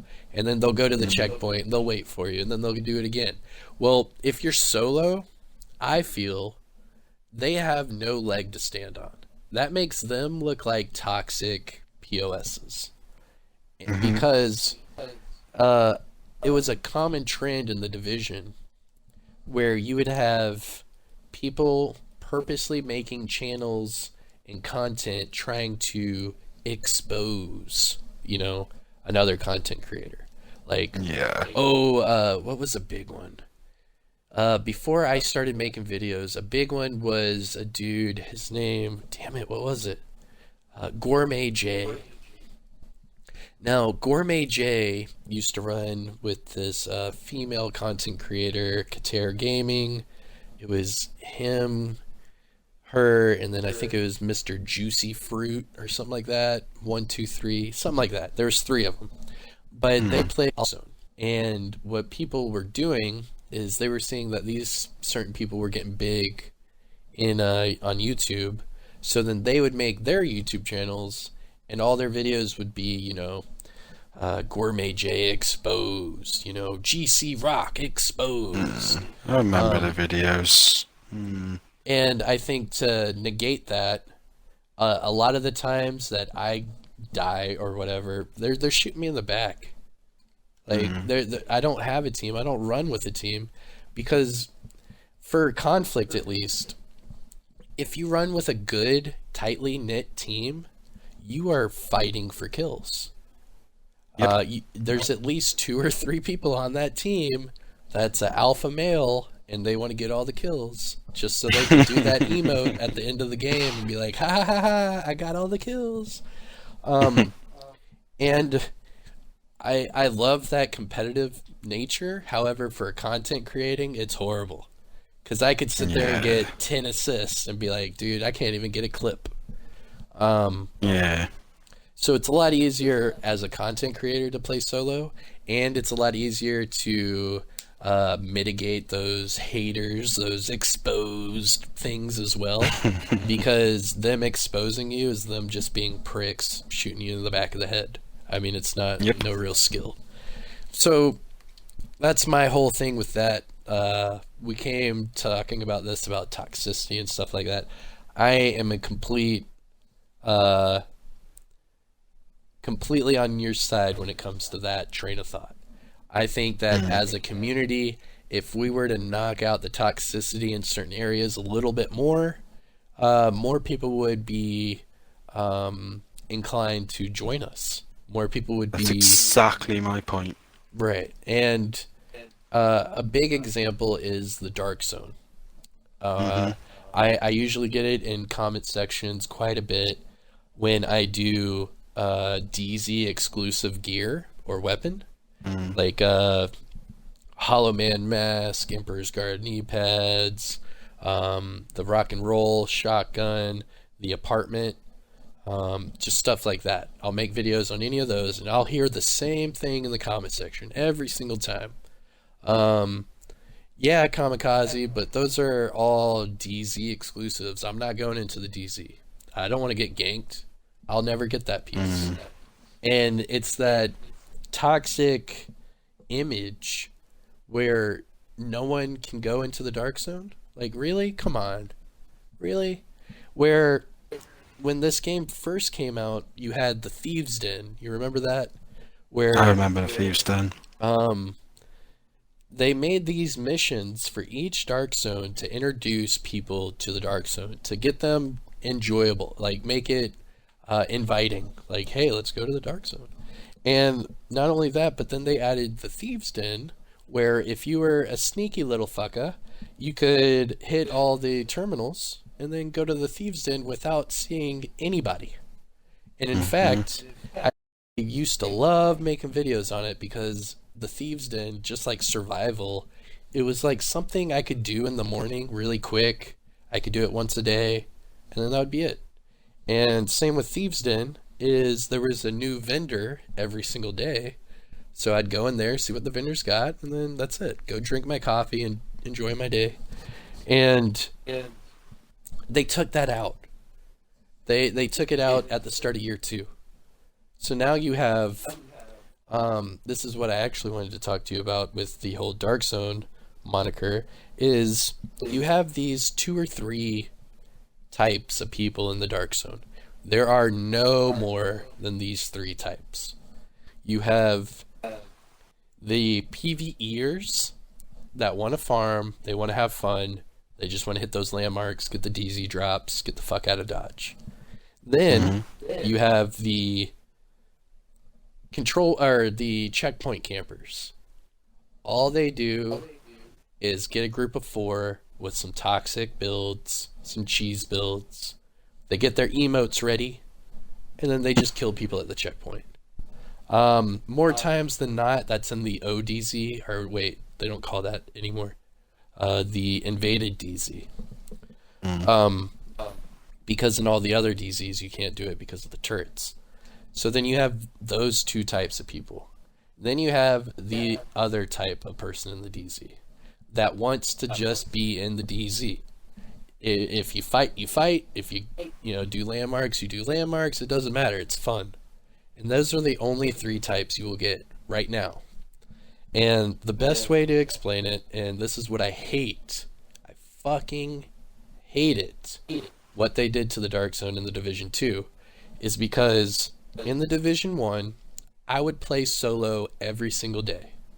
I would start at the D1 East.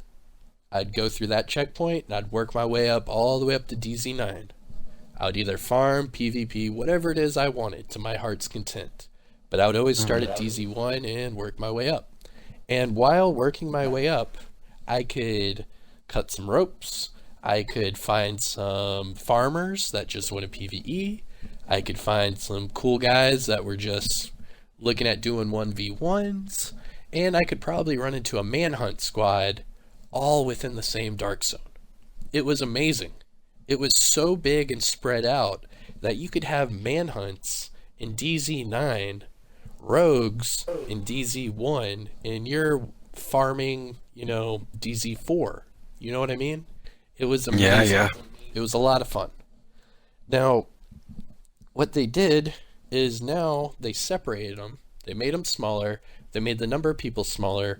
And this has transformed the Dark Zone into this 3 category bullshit, where it's, if I go rogue in the Dark Zone and kill you, chances are you're probably never going to come back out of the checkpoint, and you're going to go try to transfer 9 times out of 10.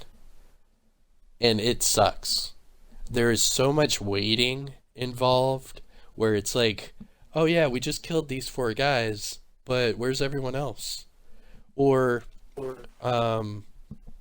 my best example, I got up to rogue, to manhunt rank like 117 or 118 recently, and it took hours. It took so long I gave up. 118 or 117, whatever it was, we got that manhunt off because we were bored, like legit bored. And that's because every 40 ranks or so, the lobby would be completely empty. They'd leave. Because once they know that you've killed them once or twice, they don't want to keep coming out.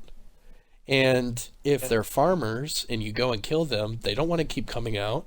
And if they extract and you cut the rope, they don't want to keep coming out. And there's only 12 people in the lobby.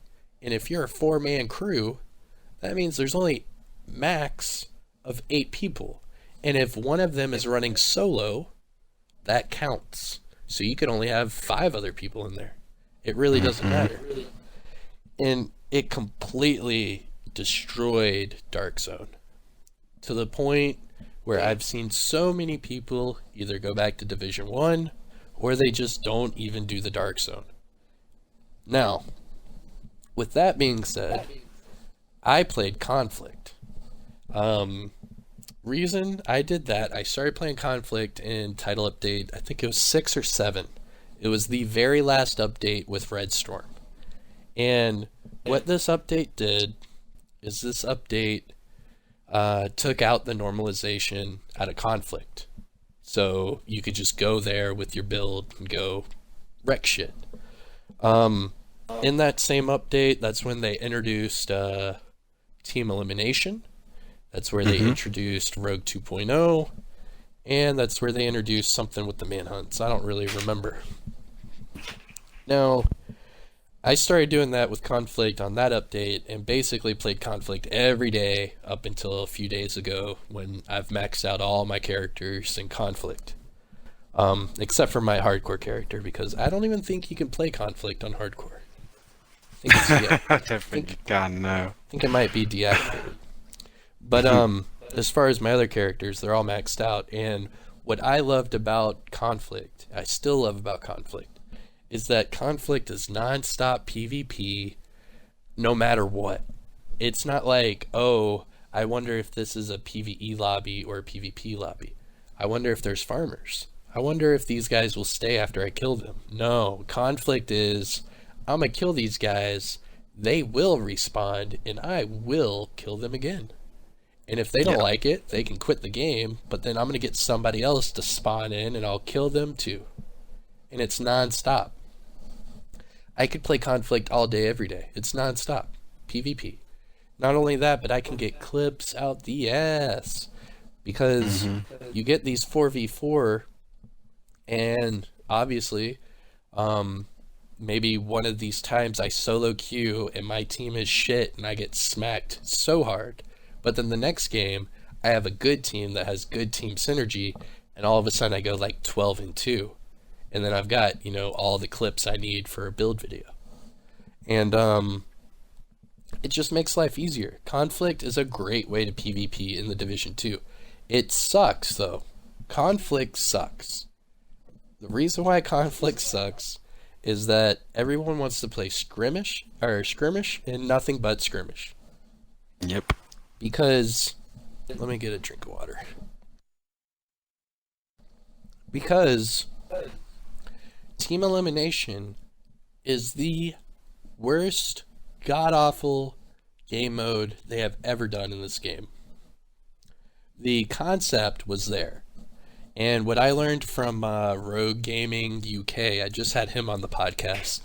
And Rogue Gaming UK was telling me that Team Elimination was originally a breakpoint game mode. That they they actually developed it and had it in breakpoint. It was fun in breakpoint as well, by the way. I loved it. So basically they tried to copy and paste that and put it into the Division 2.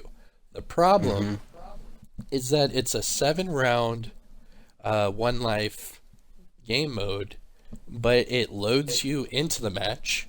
It loads you into the round. It then loads you out of the round, and then loads you back into the next round. It loads you so much that by the time you're done with 7 rounds, you are 35 minutes into a game, and you have done nothing. It's horrible, horrendous. Now, domination, not bad, but skirmish is the way to go because it's a fast-paced game. And if you mercy roll the other team, you could probably finish a game within 4 minutes, if not faster. But But here is my biggest gripe with conflict, and I'll probably make a video soon about it. The whole "I give up" thing, try to clickbait people a little bit, is I give up on conflict, and I've talked to Johan, one of the current developers on the game, about it, and he agrees with me. Hopefully he fixes it for the rest of the world, but for me it's not going to help. Reason I really, really hate conflict is I am a shade level 851 right now. I have played so much conflict that I am like top 2% in the world in PvP kills on Xbox. I think I'm like top 200 out of anybody on Xbox. And with that being said, I am probably one of the lowest watch levels in my clan. It's because I play conflict. They made it to where conflict XP will help your watch level XP, yeah? But the average XP you get out of a conflict game is between 300 and 3,000 XP per game. The amount of XP per watch level is 700,000. Wow. So if you take 300 to sorry.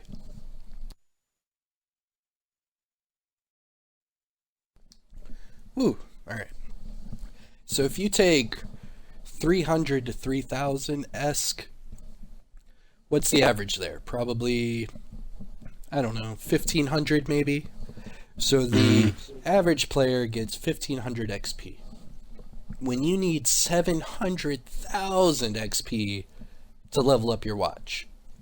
So you're telling me that that player has to play, what is that? 700 games? Something like that. It's a hell of a lot of games, isn't it? Yeah. To get one watch level. Just one. And that's the problem with conflict. I told Johan that, hey man, I just hit my third character level 100. I've played like probably 1,800 games, something like that. And I have never once leveled up my watch level from conflict. Never once. And the craziest part is I've leveled up conflict hundreds of times now. And I've never once leveled up my watch. That is a huge problem. I can go into the dark zone and do one landmark and get a level. Just one. And on top of that, if you do a heroic landmark, you're going to get even more XP. And that is beyond messed up. That kills your PvP as a whole. Because, like I said, you've already cut your dark zones down. You cut the number of people down. And now you only have 3 different categories of people that play dark zone. That has completely destroyed the player base for the dark zone compared to Division 1. Now, those people that are PvPers are then forced to go to conflict. And they're not getting rewarded for playing conflict. So now you have a dark zone where it gets boring, no one really gives a shit. And then you go into conflict where you get a conflict cache, yeah, maybe. But you get no real XP. It doesn't matter. So you're not getting rewarded for anything PvP related. Only the PvP exclusive item and gear is where you get the most reward for what you're doing. But when Season 1 was introduced, they started the season item cache. Or not the season item cache, the named item cache. So any activity you do, you can get a named item cache, whether it be global event, season rewards, league rewards, so on and so forth. You can get PvP exclusives out of those caches. So now they've made it to where you don't even have to PvP. Not all of them though. But yeah, Yeah, you all of can them. get PvP. You can't get the gift. Yeah, I've never seen the gift anywhere but the yes. DZ, even when I've had it. Have you I've had it gotten out of it? Yeah. I've gotten the gift, the apartment, the rock and roll, the Man, that's bad. all of them from named item caches. Yeah, Is it since you because got them though as well? Because I was thinking this as well. Like, is it once you've owned them that they're available in there, similar to how the exotics work, or are they just available in there? um no.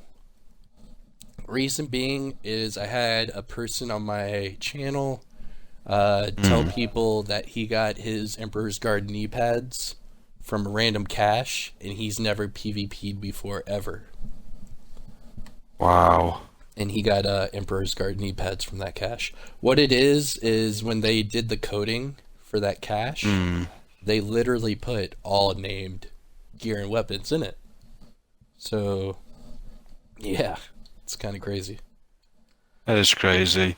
But yeah, like PvP on the Division 2 has been dead since day one for me. I think they messed it right up.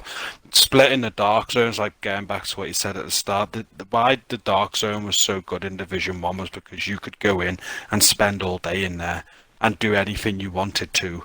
You like you said, you could have multiple man-hunts going off at different areas of the map. You could still have farming teams in there. You could have it was so good, and when they split it into what they did and limited like they have, it's destroyed it.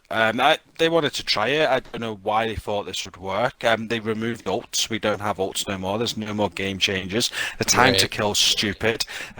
People can just throw down a Stinger Hive and take out teams. The PvP on this game is dead from day one for me, and I said to myself, I ain't PvPing on this game, and I never have.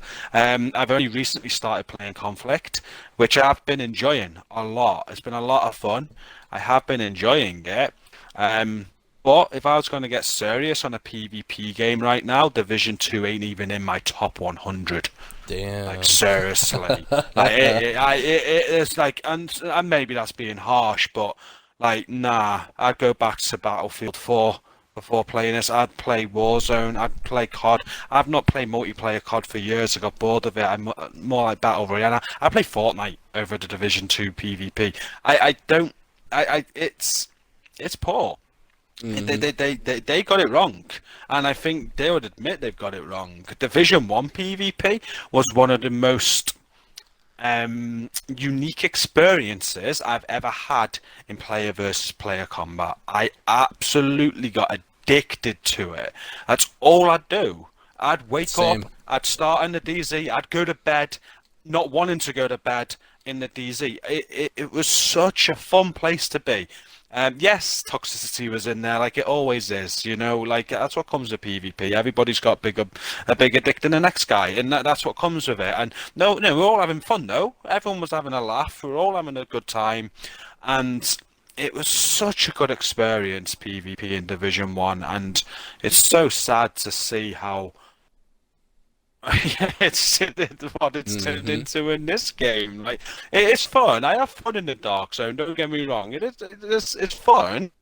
But if I was gonna play a PvP game, and if I want to touch my PvP senses, it ain't Division 2. I'll Yeah. put in. I'll throw on Call of Duty Warzone. Now that's fun. That requires some amount of skill. The Division 1 required good teamwork and skill. The Division 2 just requires a strong Stinger Hive most of the time, by the looks of it, for most teams that run in there. It just there's no time to kill. I used to have battles in the Division 1 that went on to 10 to 20 minutes. I can't think of one battle in the Division 2 that's lasted more than 30 seconds. Yeah. Um, it's just terribly wrong. They just got it wrong. And PvE side of the game is absolutely spot on, in my opinion. I have had some of the best experiences on this game, PvE wise. Like the raids have been spot on, very challenging content, stuff that we've really had to work hard to achieve. Like I'm thinking about releasing a video soon of some of our reactions, because our reactions, the first time we beat Dark House, the first time we beat Iron Horse, the first time we completed the summit. These are some Hmm. memorable moments I've had on this game, and 10 out of 10. I've absolutely loved it. PvP wise, I can't think of one moment on this game. Division 1, I can think of plenty. But Division 2, it's just not there. They just got it completely wrong. And I don't know how they can fix it. I hope they can, but with the time to kill how it is and how the game is, if Red Storm are coming back in to do some work, I'd be more thinking it's for the Division 3, not Year 3. But it definitely needed in Year 3 because PvP needs a big boost on this game. But I think you've got more chance of them making this right for the Division 3 because Right. they're not stupid. They know how much they've messed up, surely. Oh yeah. Oh, of course. Surely. And Surely. well, you have to remember that how many times have Hamish and Yannick said, "We see your PvP questions. We have nothing for you right now." How many times? Like at least 5, 6 times. At least. They've got no answers. There's nothing they can do. Right. They're stuck. There's nothing they can do. They're stuck. And it's to the I'd point love now. for Year 3 to fix it. I think Bruce might be their guy right now for PvP. Because every time they do stay the game with Bruce, that's when Hamish asks him about any sort of balancing changes for PvP. He's the guy that's been doing. He's the guy that nerfed the Lady Death. He's the guy that changed the time to kill a little bit, but nothing extensive. And I'm hoping that's where Red Storm comes back in, where they could outsource it, be like, "Hey, Red Storm, it's time for PvP. Let's go," and then If just let them go. they could fix it so easily. I say so easily. They basically want a carbon copy of what they did in Division 1. They want to make a PvP arena, which would be another Dark Zone in New York, like you were speaking about before. Just Yep. bring back a huge Dark Zone, bring back ults, take away armor, I don't know if it's possible because there's loads of factors that make people, like the fact that you got to sit there and hold to put on your armor kit. That's a big factor in PvP if you Yes. think about it, right? When in the Division 1 you just had to tap a button. Yeah, that's a huge factor. So that's one thing that needs changing. Can they do it on this game? Second thing that needs changing, huge Dark Zone. Need that. Yeah, they can do that on this game. Ults. The blue, yellow, and the green were game changers in the Division 1, yeah? You'd strategize around them. They were Yeah. game changers. They need to Most bring definitely. them back. What game changers do we have in the Division 2 PvP? Definitely is not none. specializations. Nope. Yeah, specializations, I think they were meant to be the game changer, but they're useless. Um, Well, not only Hey- that, but you can't even use them in the Dark Zone. They took exactly. You can't use them. They used to make you get them from supply drops, didn't they? That's Yeah. how you get your ammo. But they just took it out. There's so I don't know. I don't know whether it can be fixed for the Division 2. Obviously, there's something going on with what you've said today with Red Storm and the banner. They're definitely back, and there's definitely work being done. But I 1 or 2 months ago, I was absolute adamant this was going to be a 4 to 6 year game, and the reason was I felt it was following Destiny footsteps. Destiny 2. Destiny 2 had a terrible first 2 years. They came back with Year 3, and they're in the strongest time they've ever had now. They've just announced a 3-year plan for the game, and it's a minimum of a 6-year game. And I wanted the Division 2 to be that game, but it's not going to be. There's too much needs fixing on it. It's certainly going to have a good Year 3. Year 3 will be the best year that this game has, like the Division 1 was. Year 3 that it had. But Division 3 will be announced next year. I am now, in the last 2 months, I've gone full circle rather, because I wanted this to be a 4 to 6 year game, and I was quite sure it was going to be that. But now, no, this is a 3-year game again. Next year is the last year of the Division 2. Yep. The Division 3 will be in 2022, and we are going to have a Division 3.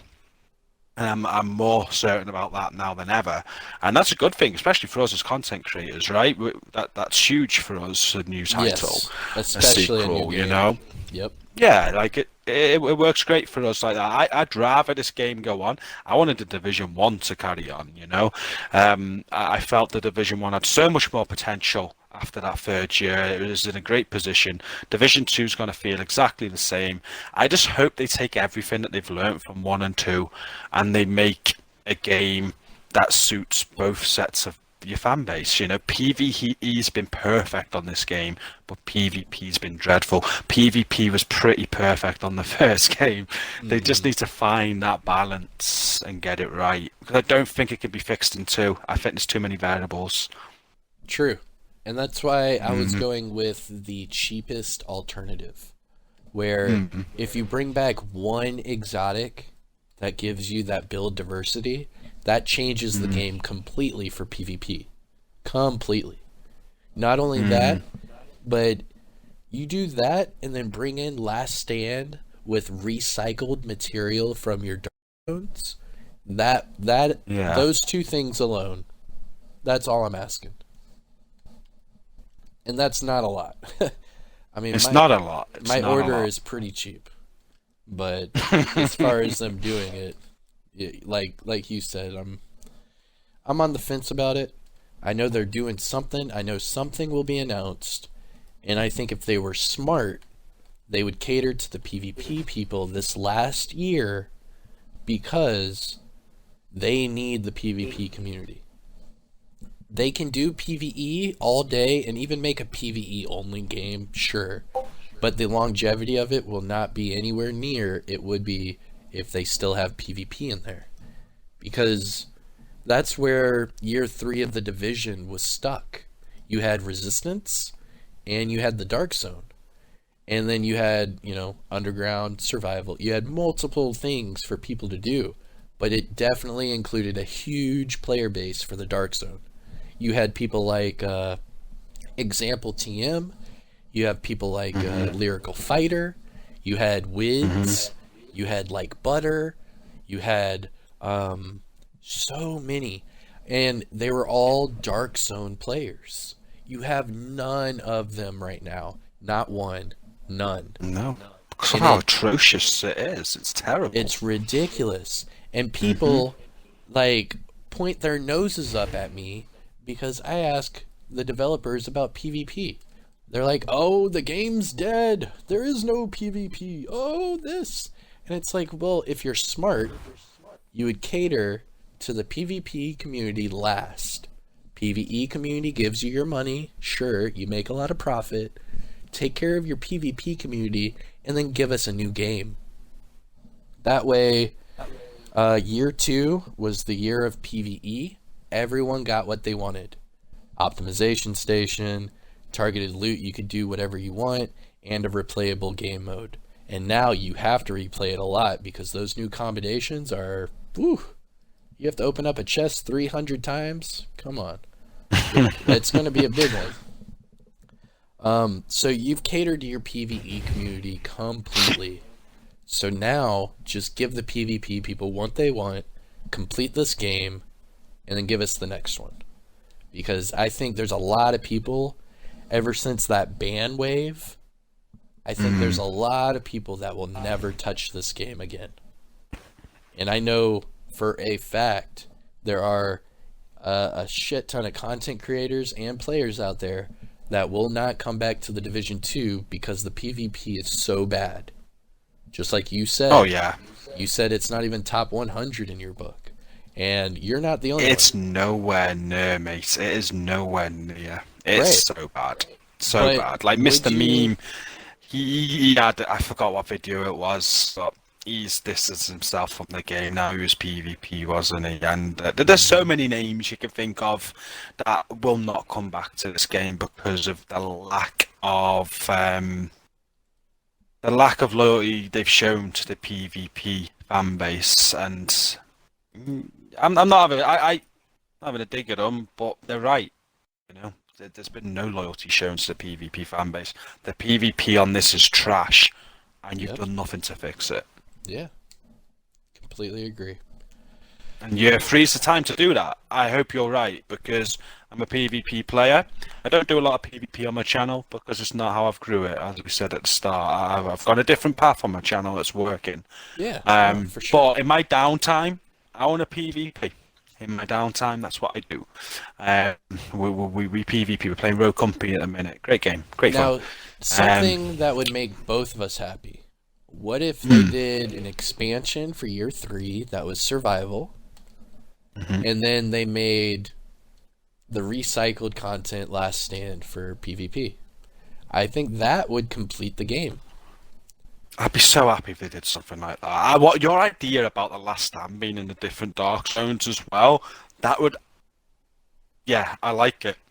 I like it. It would work, man, and it's I easy like to it. do. Well, this goes back to my my college experience with computer science, programming, all this crap, is because I can see that in a programming mindset, it's so much easier to use a used template and then just build onto it. So if you're telling me all I had to do was draw a 4x4 block radius of a dark zone and then just add a couple points, easy, easy money. And then you could sell that and survival for, 25 even to $50 and people would buy it. Especially if you added survival. Oh my god. I think that's what they're going to do. I do think survival's a thing. I think how they're going to do it, they're going to do the same as year two. The year two expansion was New York, and we got Summit for free. We had the raid for free. Everything was free. The only thing we had to pay for in year two was the expansion. Yeah. Yep. Year three will be the same. There'll be an expansion that you have to pay for, 25 quid, $30, whatever. You have to buy that expansion, and that'll be an expansion to the story, because I don't think the story ends with Fail Out. There's something happening here, Manhunt today that I did with the Hunter. So I'm not spoiling anything, not live, are we? The same Manhunt today. And there's more to come of this story, and the year 3 expansion I do expect to be a PvE expansion. But what comes after that is all going to be free, and I think next year's the time for real serious content, and I do think it's a time for survival, last stand. We've had our variant of underground, that's the summit. It's basically underground just souped up, in my opinion. So let's now have a survival, let's now have a last stand, and I really think that's the route they're going to take. I hope it is, because that's what brings back everybody to the game. And in December with Nightmare, let's have snow. Yes. They put snow in this game in Nightmare. Oh my, the amount of people that will want to experience that.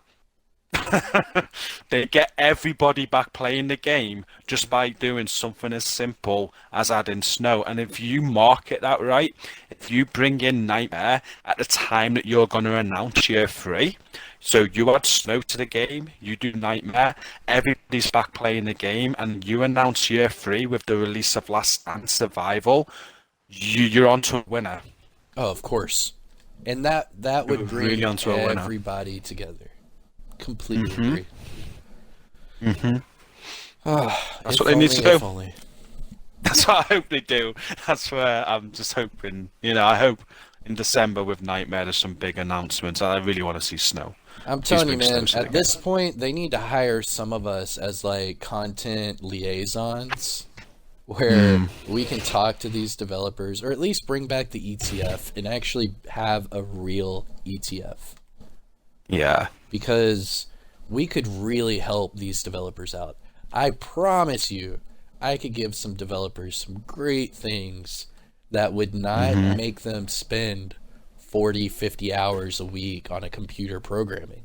I guarantee you, I could find some easier ways to, make it work.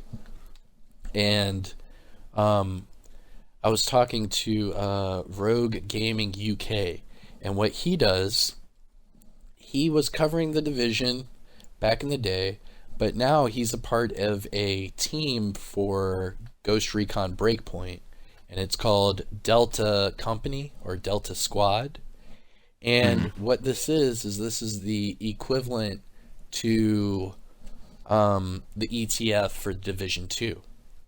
Now, what they do for Breakpoint is they have content creators, hardcore players, streamers, developers, Reddit users, and just like active people, and they all work together to test out new content, come up with new ideas, and find the bugs, fix the bugs, everything before it's even released.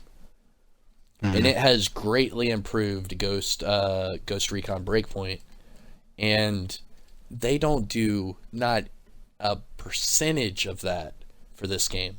There is not there's nothing. There's an ETF that I'm pretty sure was disbanded after year 1, and since then the only way to get a developer's ear is to come out with a glitch video or to like spam them on social media. Besides that, they don't talk to us at all. I mean, there's a developer here and there that, like, you know, I might know, or you might know, Epic Slayer might know, somebody. But as a whole, there is no, like, symmetry between these people that cover the game and the people that make the game. And I think that greatly messes up this game as a whole, because they don't really have game testers. I believe if you remembered for the summit, Johan and Mackenzie were stating that they had to release Floor 100 to the public during the PTS because they had no internal testers to test Floor 100. And then they found out that Floor 100 was bugged and you could beat it without even killing the hunters and this and that. It did help, but it also showed that they had no internal testers. So I was playing the Summit before the PTS, so they definitely had people playing it. No, I was 'Cause I was too. on- I was in the private Yeah, server. and I was gonna say you should be on that one too. So there's I people was. playing it before the PTS. Yeah. But in that private server, they did not give us access straight to Floor 100. In that Not straight to it, no. You had to work up to it. Right. And I don't know about you, but the private server, that was you playing solo by yourself. No, I was playing with nothing but skills. Oh, nice. Oh, but you were able to play. Okay, but that's cool though. See. Yeah, like, I was gonna say there was more. But we weren't allowed to talk I weren't allowed to record it or anything. Like that was strict, no recording. I could record, but when I got to floor 100, I'd have to stop recording because it wouldn't be allowed out. Right. And then when the PTS was out, we were all told during the private test server to not even mention, record, or do anything about Floor 100. And then they released the trailer for the summit, and when it showed Floor 100, it like left it a question. It was like, dum dum dum, what's gonna happen? It was to be a surprise, and then it was broken in the PTS. I got to floor 100, then in the PTS, and we couldn't do anything because the hunters were shooting us through cover. Right. And then they fixed that during the first or second stage of the PTS. And then that's where the controversy comes in, because you had Wids and King Macho released full in-depth guide on how to beat it before it was even released. And that's where the developers kind of got smacked on the hand, because they publicly had to release that, yeah, we did not have internal testers, and we had to release it on the PTS, and there are no restrictions on recording during the PTS. So basically, it's fair game. It is. I'd have to agree with you with what you said. Like I think it's more to budgeting then, maybe, as we talk about budget and smaller budget than other games. But that team they used to have, where I remember I forgot who it was now. Was it Lieutenant Lightbeer? I forgot, but they had a team go out to Sweden and play expansion. I imagine it was year 2 expansion, months and months before it was announced, and there was tweets going on like, just wow, can't say anything, but just wow. And they don't do enough of that. But they don't. I think if they could use us to their advantage for sure. We have huge communities ourselves. Yeah, you have your community, I have my community. I'm told every day about what's wrong with this game, what's right with this game. They certainly need to use us more. But I would say, on the contrary to that, how much feedback they give us as a community is it is actually really good. Like they listen a lot more than what people give them credit for. I've recently bought Watch Dogs, right? And here's my experience with Watch Dogs. I bought Watch Dogs Legion. I installed it. It broke my PC. Oh my gosh. Um, I had to fix my PC, which took me 4 days. The game still kept on crashing. I released my first ever rant video, which I don't like doing, about that. Explaining my experience, what I've had with Watch Dogs since buying it, and everybody's the same. It's unplayable. We can't play. It's crashing every 2 minutes. It's overheating my console. It's crashing. That's all I'm getting. They have not released a statement in the 3 or 4 weeks that game's been released, apart from there'll be a patch. No communication whatsoever.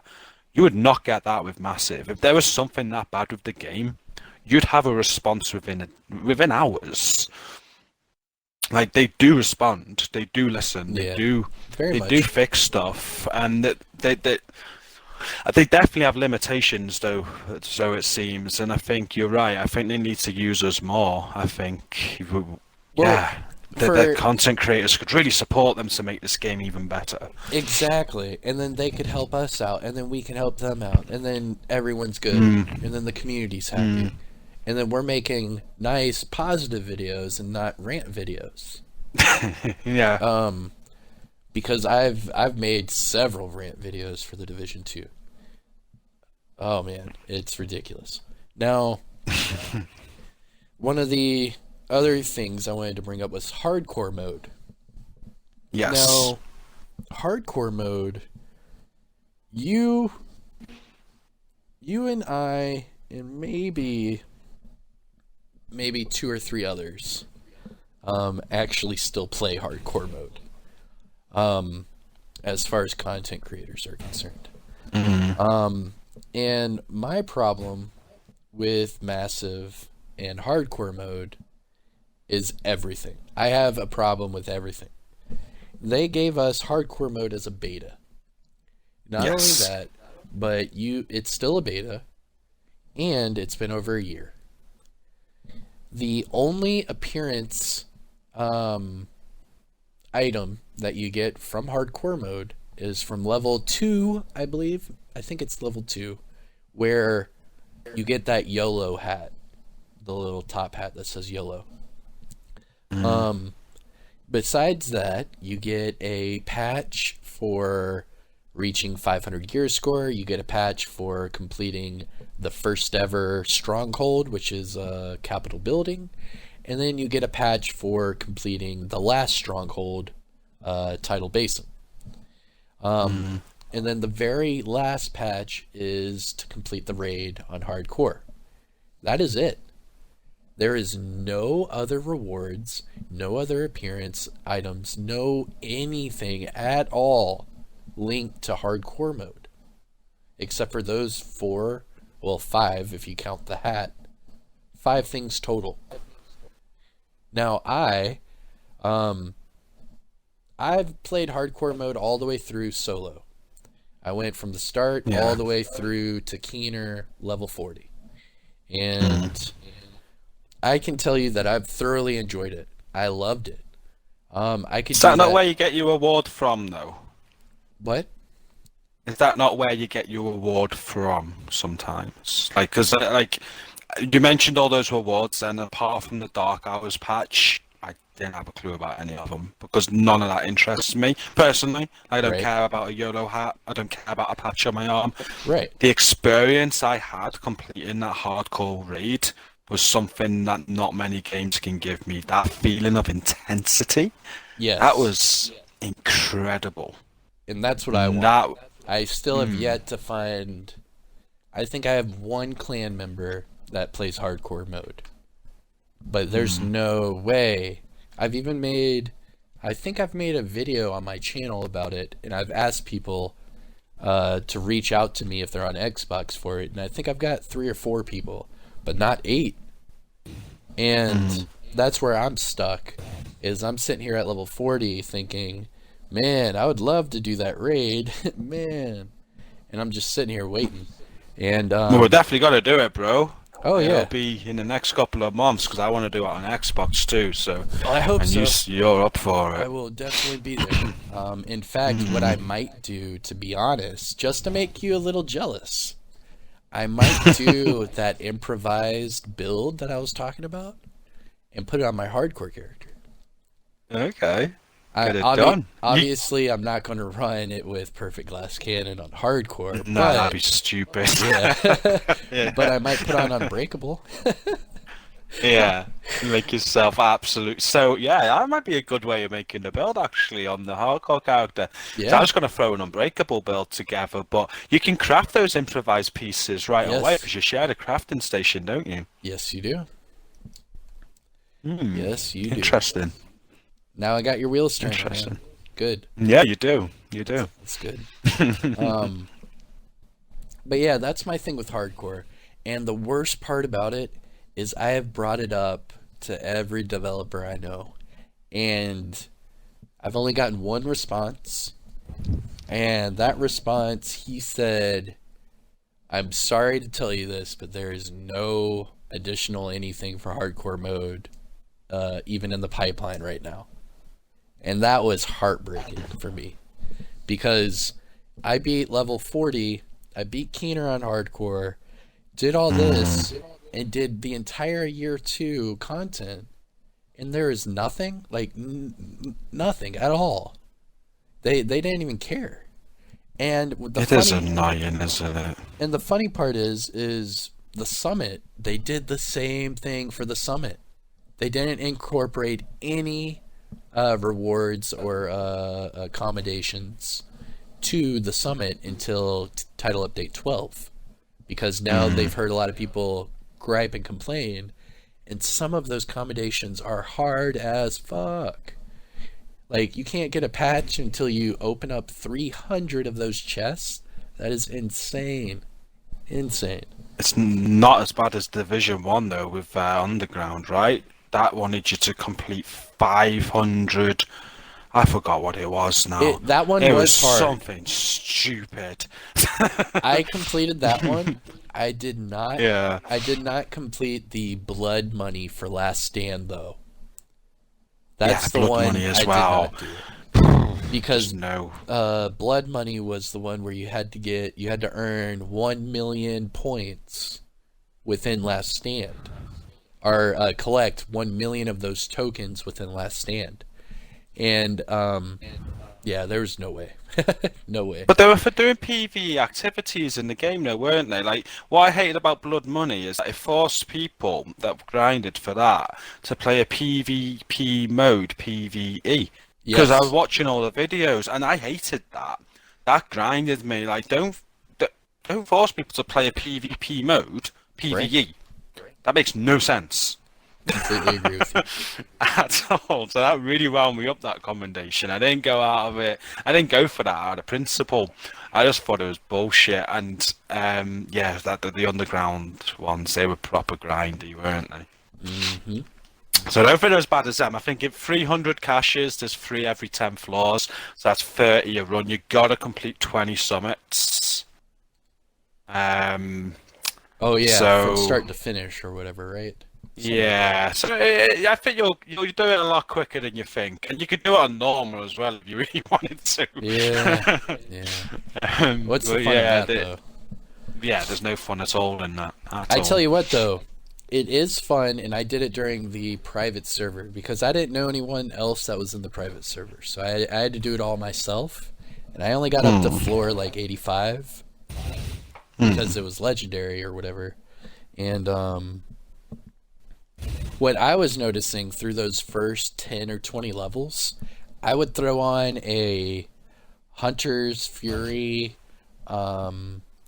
Intimidate build with that mop shotgun. And Yeah. I would one-tap everybody. I felt like I was John Wick, man. I'd go up and there, boom, boom, boom. They're all dead. It was amazing. I loved it. I almost made a build video on it, calling it the John Wick build, but then I remembered that our toxic ass community, if it's not heroic or legendary, they don't want to fucking see it. No. Because they don't care, but It's I got to be enjoyed it. heroic, right? It was a lot of fun. Yeah. But yeah, man. Um, last last thing or two. What do you got for me? Yeah. Anything?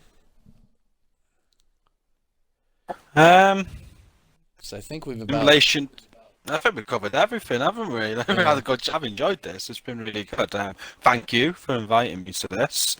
yeah man for I sure. really like this idea, like this podcast I do with all these different content creators, getting to know them a bit more, talking about games in general, the division. I can't wait to see how you put it all together, mate. I'm really looking forward to it. Yeah, So me thank you too, man. for inviting me into it, man. I appreciate it. Yeah, no worries. Uh, you were on. You were definitely on the list before you even knew it. Um, I've reached out to all of the content creators I personally follow Mm, first, and then I'm gonna try to get um, the next wave of content creators be who other content creators know that I don't. So yeah, what I'm doing right now is I'm doing my little circle of 20 or 30 content creators, and then hopefully I can get, a good, 10, 15, 20 more out of who they know, because it's all about who you yeah. know.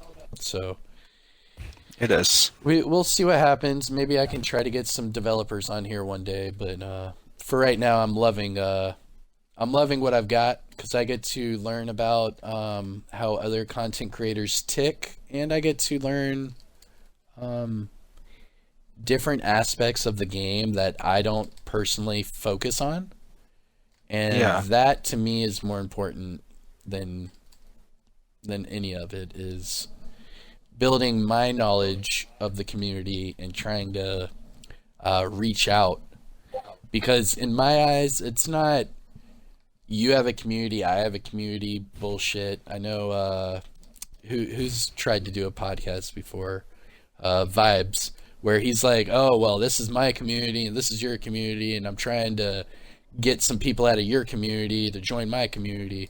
I don't do any of that shit. I do. We're the division community. You have an outreach to a certain amount of people within that community. Hmm. I have an outreach to a certain amount of people in my community. Yours might be more UK based, mine might be more US based, so that when we bring them together as a whole, it should, in parentheses, um, it should build the community as a whole together. Not focusing on, oh, this guy has more followers than this guy, but more of, hey, I'm a enjoyer of this community, the division, and I enjoy more than just one person's take on it. I would rather be the guy I watch everybody and I enjoy everyone's content. I'm a fan of all of them because they're covering a game that I thoroughly love. Because you could talk to, you know, Wids or Lyrical Fighter, and they Hmm. live in the Dark Zone. And all of a sudden, you learn something new about the Dark Zone, where you have helped thousands of people on the raid. And I could Hmm. probably learn a crap ton of raid information from you just because that's what you've been doing. You know more about that. And Hmm. I think that once I get all of these people in the same area where the audience or the community as a whole can sit here and get introduced to each of these content creators, all of a sudden you have a community that's united. A community that knows, hey, GCROCK does this. I'm gonna go fucking hook up with TSW. They've got 30 clans. Like, let's go. Hmm. Shit like that. And, hey, I really enjoy watching some funny PvP stuff. So let's go watch, Lyrical Fighter. And Yeah. I think it helps the community out as a whole rather than just trying to get publicity for like somebody's channel. It's more about building the community, because without this community, none of us would have a channel. none of us would be even thought about, and it's the games community that does that for us. It's not like, hey, I could try to get some of your community and you can try to get some of mine. It's more of, let's try to reach out to everybody and teach them in some way, shape, or form. Because the more ignorant toxicity that's out there, the more we're likely to continue that. But if we're willing to progress and extend that hand, hey man, I'll do the raid again for you, sure. Then that helps. And then that person will help somebody. And then that person will help somebody. And I just think we need more of that. We do need more of that.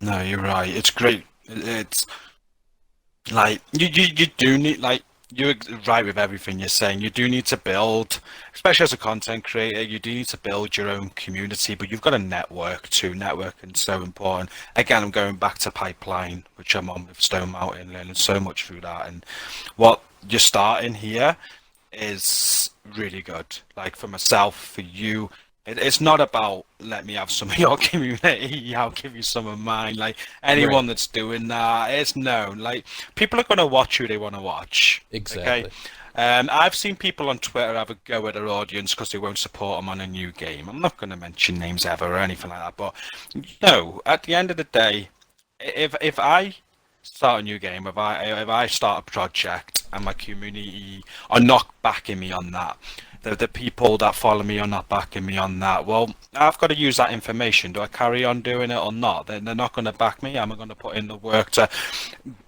build on my community with a new idea? I don't know, but with something like this, what you're doing, I think people will only back because of the reasons you said. It's bringing a load of different content creator communities together. It's letting people know of all these other different content creators that they might not know about, because like they might only follow GCROCK, they might only follow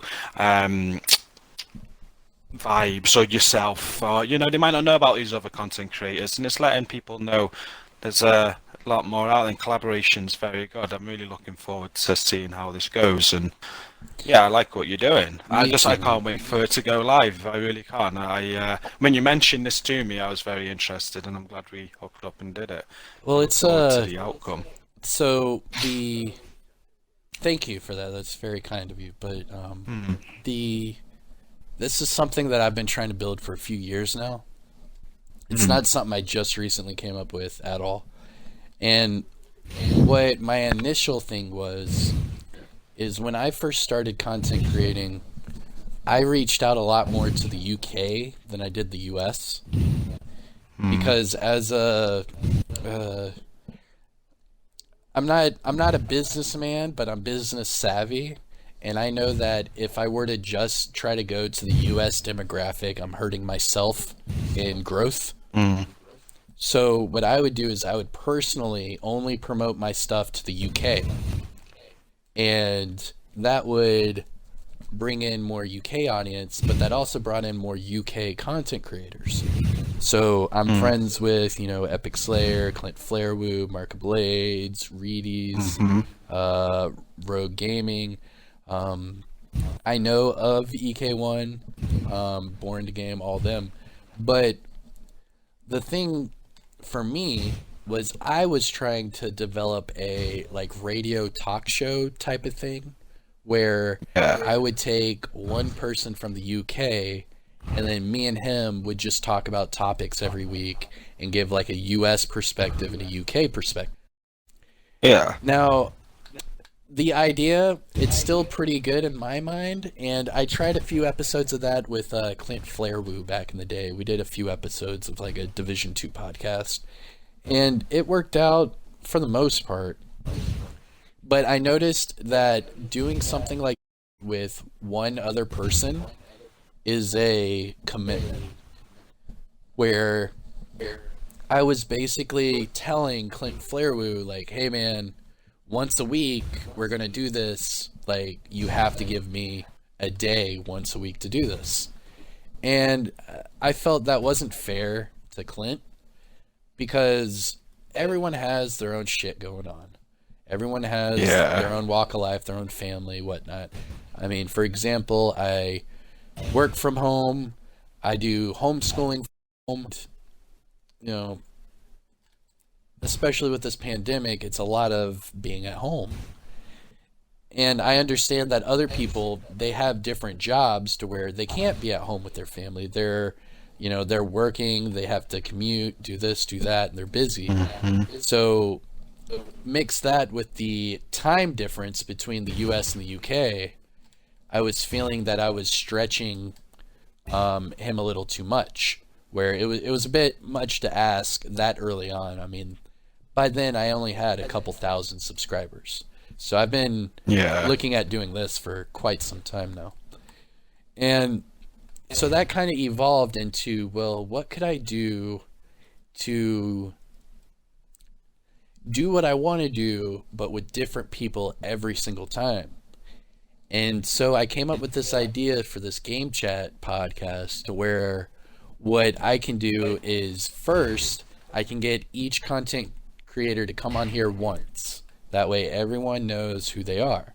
And then in the future, say Division 3 comes out and they have some sort of tournament, I could do a podcast with another content creator that's a part of it.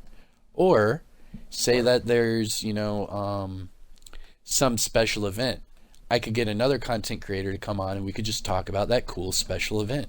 This opens up the platform to where first it's introductions and hey, here's this guy. But later on, it could just be, hey, GC, you want to jump on here and talk about this for an hour? Sure, why not? Yeah. Like, what if year 3 news comes out and I really want to talk to somebody about it? All of a sudden now I have the network to where I can not only talk to one content creator, I could talk to 20, 30, 40 content creators. And then, I'm bound to have 1 or 2 or 5 of them want to come on the podcast and talk about it, because this isn't some like promoting or marketing stunt. This is more of conversation and building friends and networking, like you said. And we all enjoy the exact same thing together. So why can't we have a nice place where egos are to the side? I don't care about your subscriber account. You don't care about mine. And we just talk about what we enjoy. And I think if I can develop a safe space for not only content creators, but maybe even developers one day, or, creative directors maybe one day, I could definitely try to build this and make another avenue where the developers, content creators can talk to the consumers in a more fluid and acceptable way, where the public won't just point their nose away. They'll actually be engaged. So hopefully, we'll see, man. I'm not crossing my fingers, but if it happens, I'll be very happy. But Yeah, man. at least I'll try it. I've already got it set to where I'm doing at least 30, 40 episodes, so I'm sure that regardless, I'm going to start building a following for it and then putting it on Spotify. Maybe there's division players that aren't even on YouTube at all, and they're listening to have you ever heard Bond Diesel? No, don't think so. So Bond Diesel, if I jack up the spelling, I'm sure he'll tell me. Buan Diesel, and he does a podcast on Spotify for the Division 2 every week, and it's called the Echo Cast. And what he does is he releases it on YouTube and Spotify, kind of like what I'm going to do. But what he does is not only talk about Division 2 news and all that, but he also does like technology updates and like other games, other consoles, stuff like that. And there's so many people out there that love this game and where this is going. They love the Division franchise, and they just need like a safe area to express their views, their concerns, their theories, speculations without getting the toxic, oh, you're this, or oh, you're that. Because once you label people, they don't want to do anything with you. They don't care. And I feel that in the Division 2, content creators in particular are very cliquey. It's once they get their crew, they don't really expand. And I think that puts you in this this mirrored tunnel vision where if you think a certain way, your mates think a certain way, and all you're doing is hanging out with your mates, all of a sudden your views and their views are going to be the same. And Yeah. that's all you're going to know. And that really closes your mind to other ideas. You're not wrong there. This is why I've always wanted to play multi-platform. I've recently succeeded with that. I've got a very good character on PC. I've got a very good character on Xbox. I've got a very good character on PS4, which is my main. But what that's meant is that I've needed multiple teams. I've had to meet multiple people. I've had to see other people's ideas, and I'm forever changing teams now because I'm around all three platforms. I never have a specific team. I used to have a specific team. They are still my best friends, you know. Yeah. We talk regular, but they don't even play the game no more, you know. Yeah. I'm integrating with different people every week. And it's great. It's great because it opens your mind, you know. Exactly. Because you do get tunnel visioned and it opens up your mind. Yeah. Mm-hmm. I agree, man.